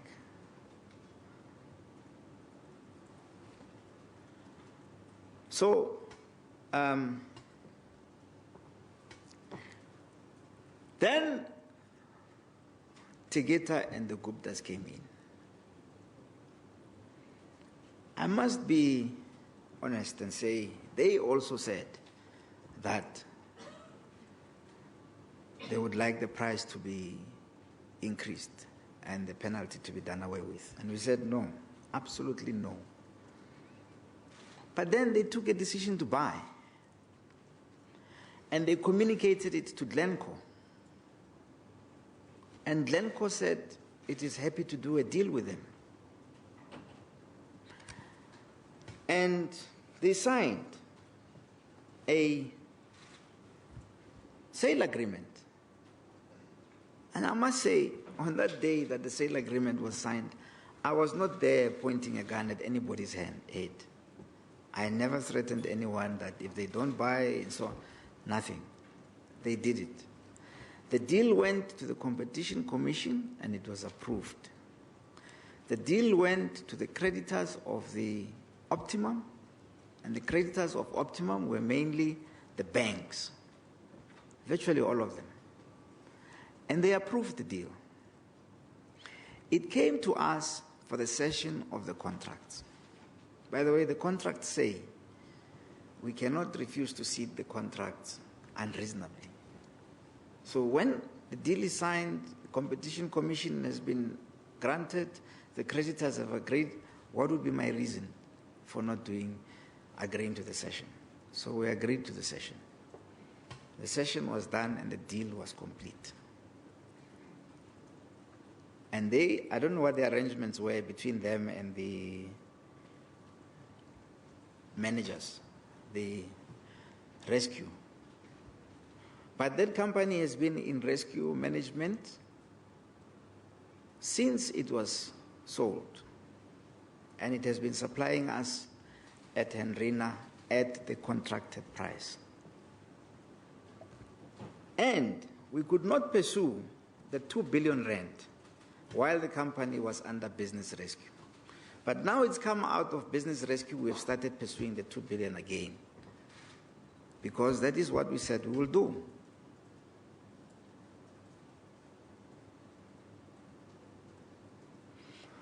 So, incidentally,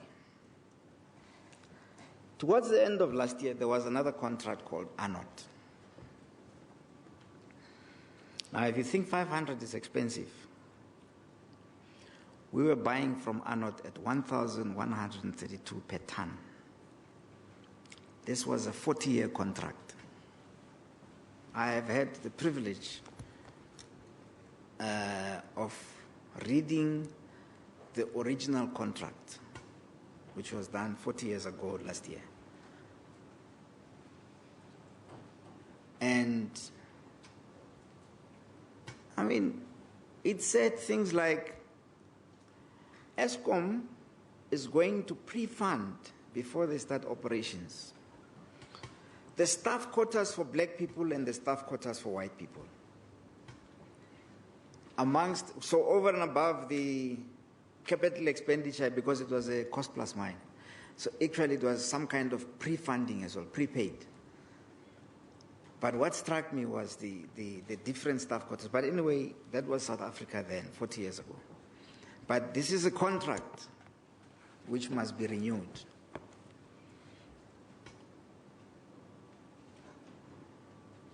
And in their negotiations, they did not want to renew the contract at 1,132. Not that we would have agreed, but they wanted 1,400. And we said no. We said no, we won't do it at 1,400. We can buy coal. I know that we can buy coal at 500 or 400. Why must we pay 1,400? And there was a big brouhaha about us trying to not being concerned about the welfare of the miners that were working there and so on. In fact, even a bit of misinformation to the unions, because I think some of the unions made some unfortunate statements at the time without having facts. So, we were now getting experienced in the business of scavenging for coal. And we got 9 suppliers, including Optimum, under Glencore, before the deal was done with Tegeta, to supply coal at Anot at the end of the contract. And they supplied coal at Anot until May. In May, 7 of them said they could not continue because they have other obligations. 2 remained, Umsimbeti and Optimum. Now, in May, Optimum was still under rescue management, but it was owned by Tegeta. They came to us and said there is a portion of the mine which Glencore had not been mining because of the international price of coal that has good quality coal, but to restart the operations there and give us the coal at Anot, transport it to Anot. They don't have the money for it, partly because their bank accounts are closed. They don't have the money for it, and they would like us to prepay for it.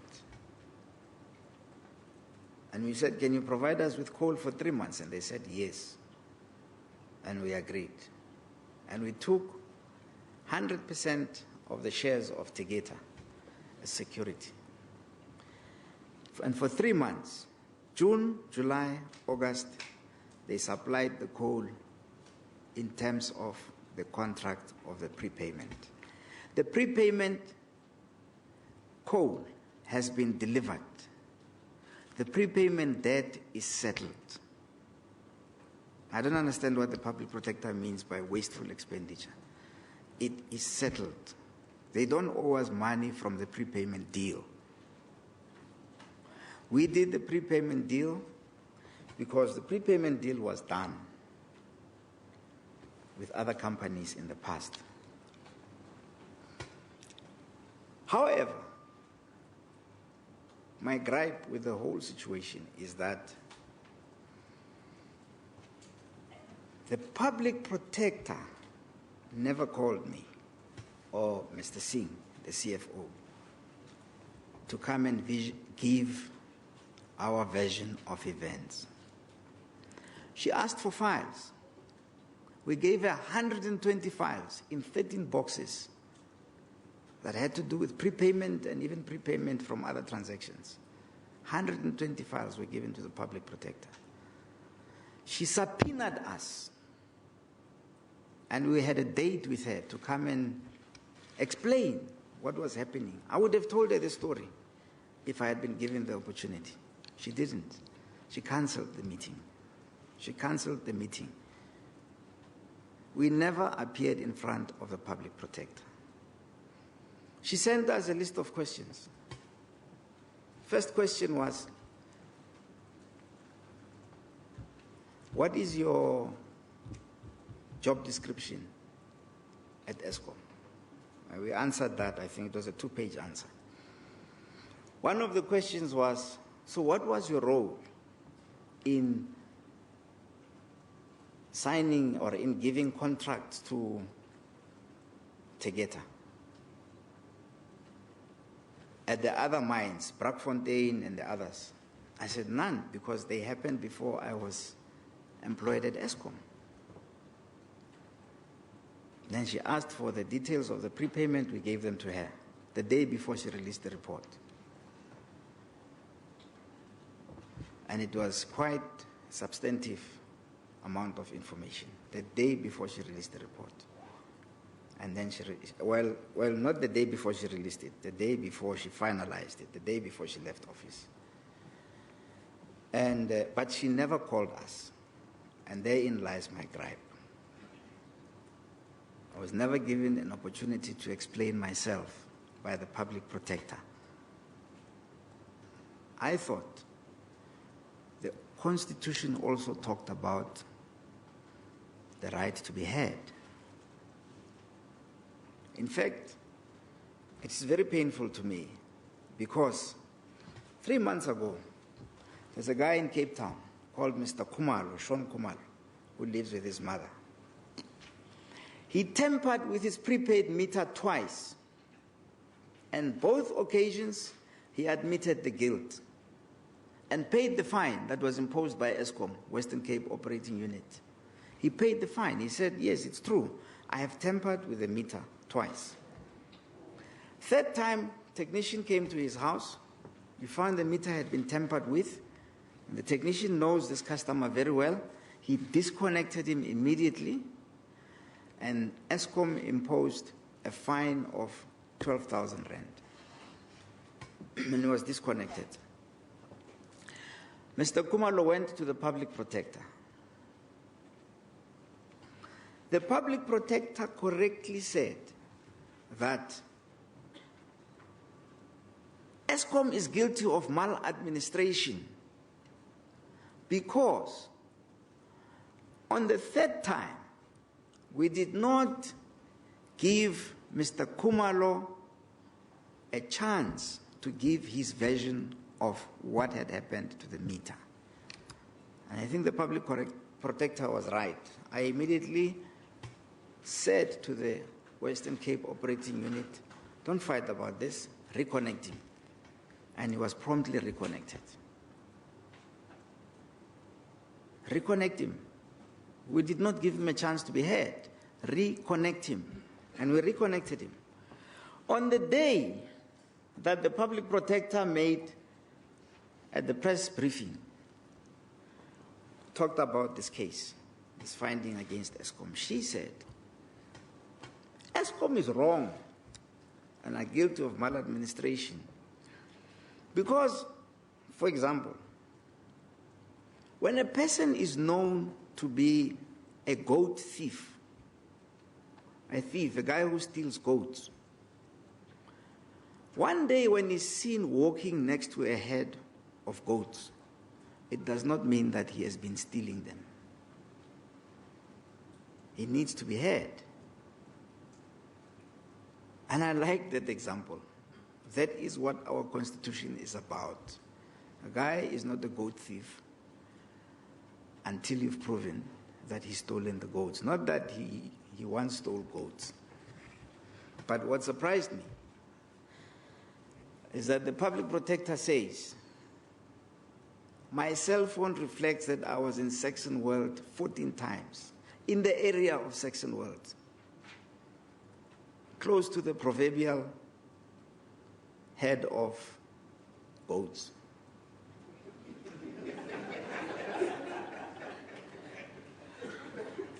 I was there in Saxon World. My cell phone record says I was in the area. My cell phone record says I was in the area. This morning, I walked into the office and I said to Chose, public protector says I was in the Saxon World 14 times, according to my cell phone records. And Chose says that's nothing. She should have checked mine, he says. He says that, Chose says, he goes there every Friday after work. And on Saturday, he also goes sometimes. I said, why? He says, there's a shebeen there. There's a, what's it called?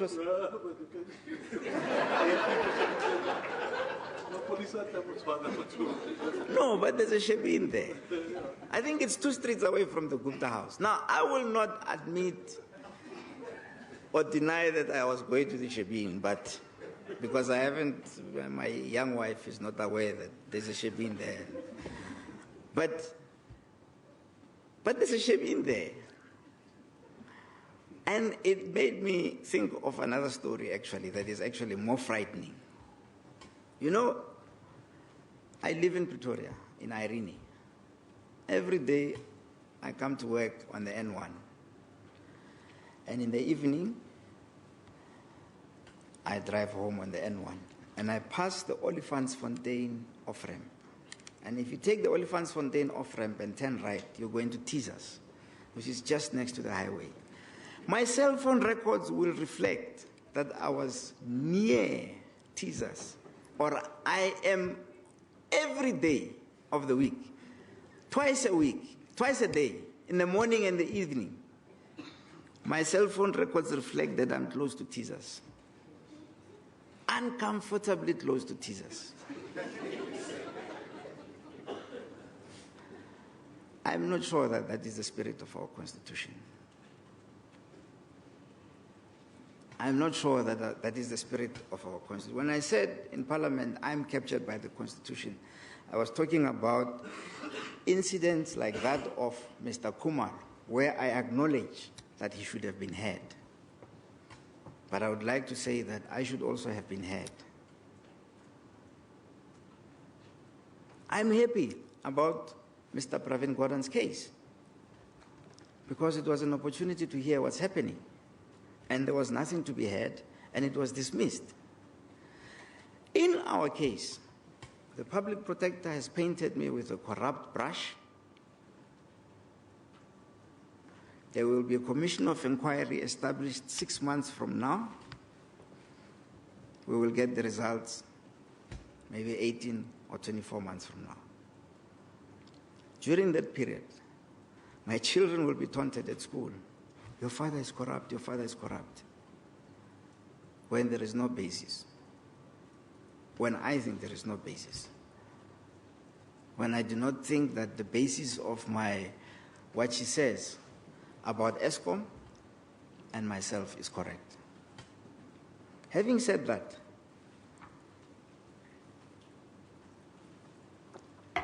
I've had time to apply my mind to this matter. I think it's all because we refused to give Glencore 570 rand for coal. It goes back to the rest. And even at that point when they said it's 570 rand, it was immediately a catch-22 situation. It was a catch-22. If what I know now, I think if we'd given them the 530, there would have been a public protector inquiry, and we would not have been able to justify our actions. And we didn't. It still ended there. It's a catch-22 situation. I would like to take responsibility for that decision. It was not a decision made by Eskom employees. It was a decision that was made with my EXCO, but I'm the leader of EXCO. I'm the chief executive of Eskom. I take responsibility for that, even though it threw us into an unfortunate set of circumstances. I do not agree that the board should resign over this matter. I will take responsibility as the CEO. And I will go to the Commission of Inquiry. We will even ask for a judicial review of the Public Protector report.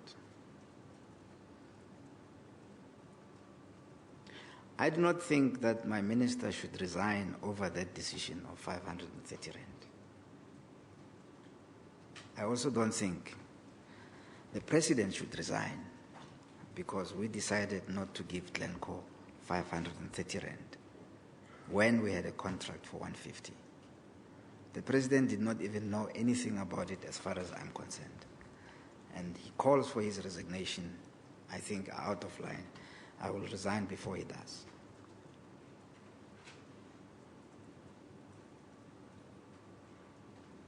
So, I saw this morning in the media that the board must stand down. I will weigh my options and I will consider, because if this situation was to arise again, because last night I said the whole night, agonizing, what could we have done differently? And I found nothing. But what pains me the most is I never had the opportunity to explain what I'm saying now to Advocate Tulima Donsel. Thank you.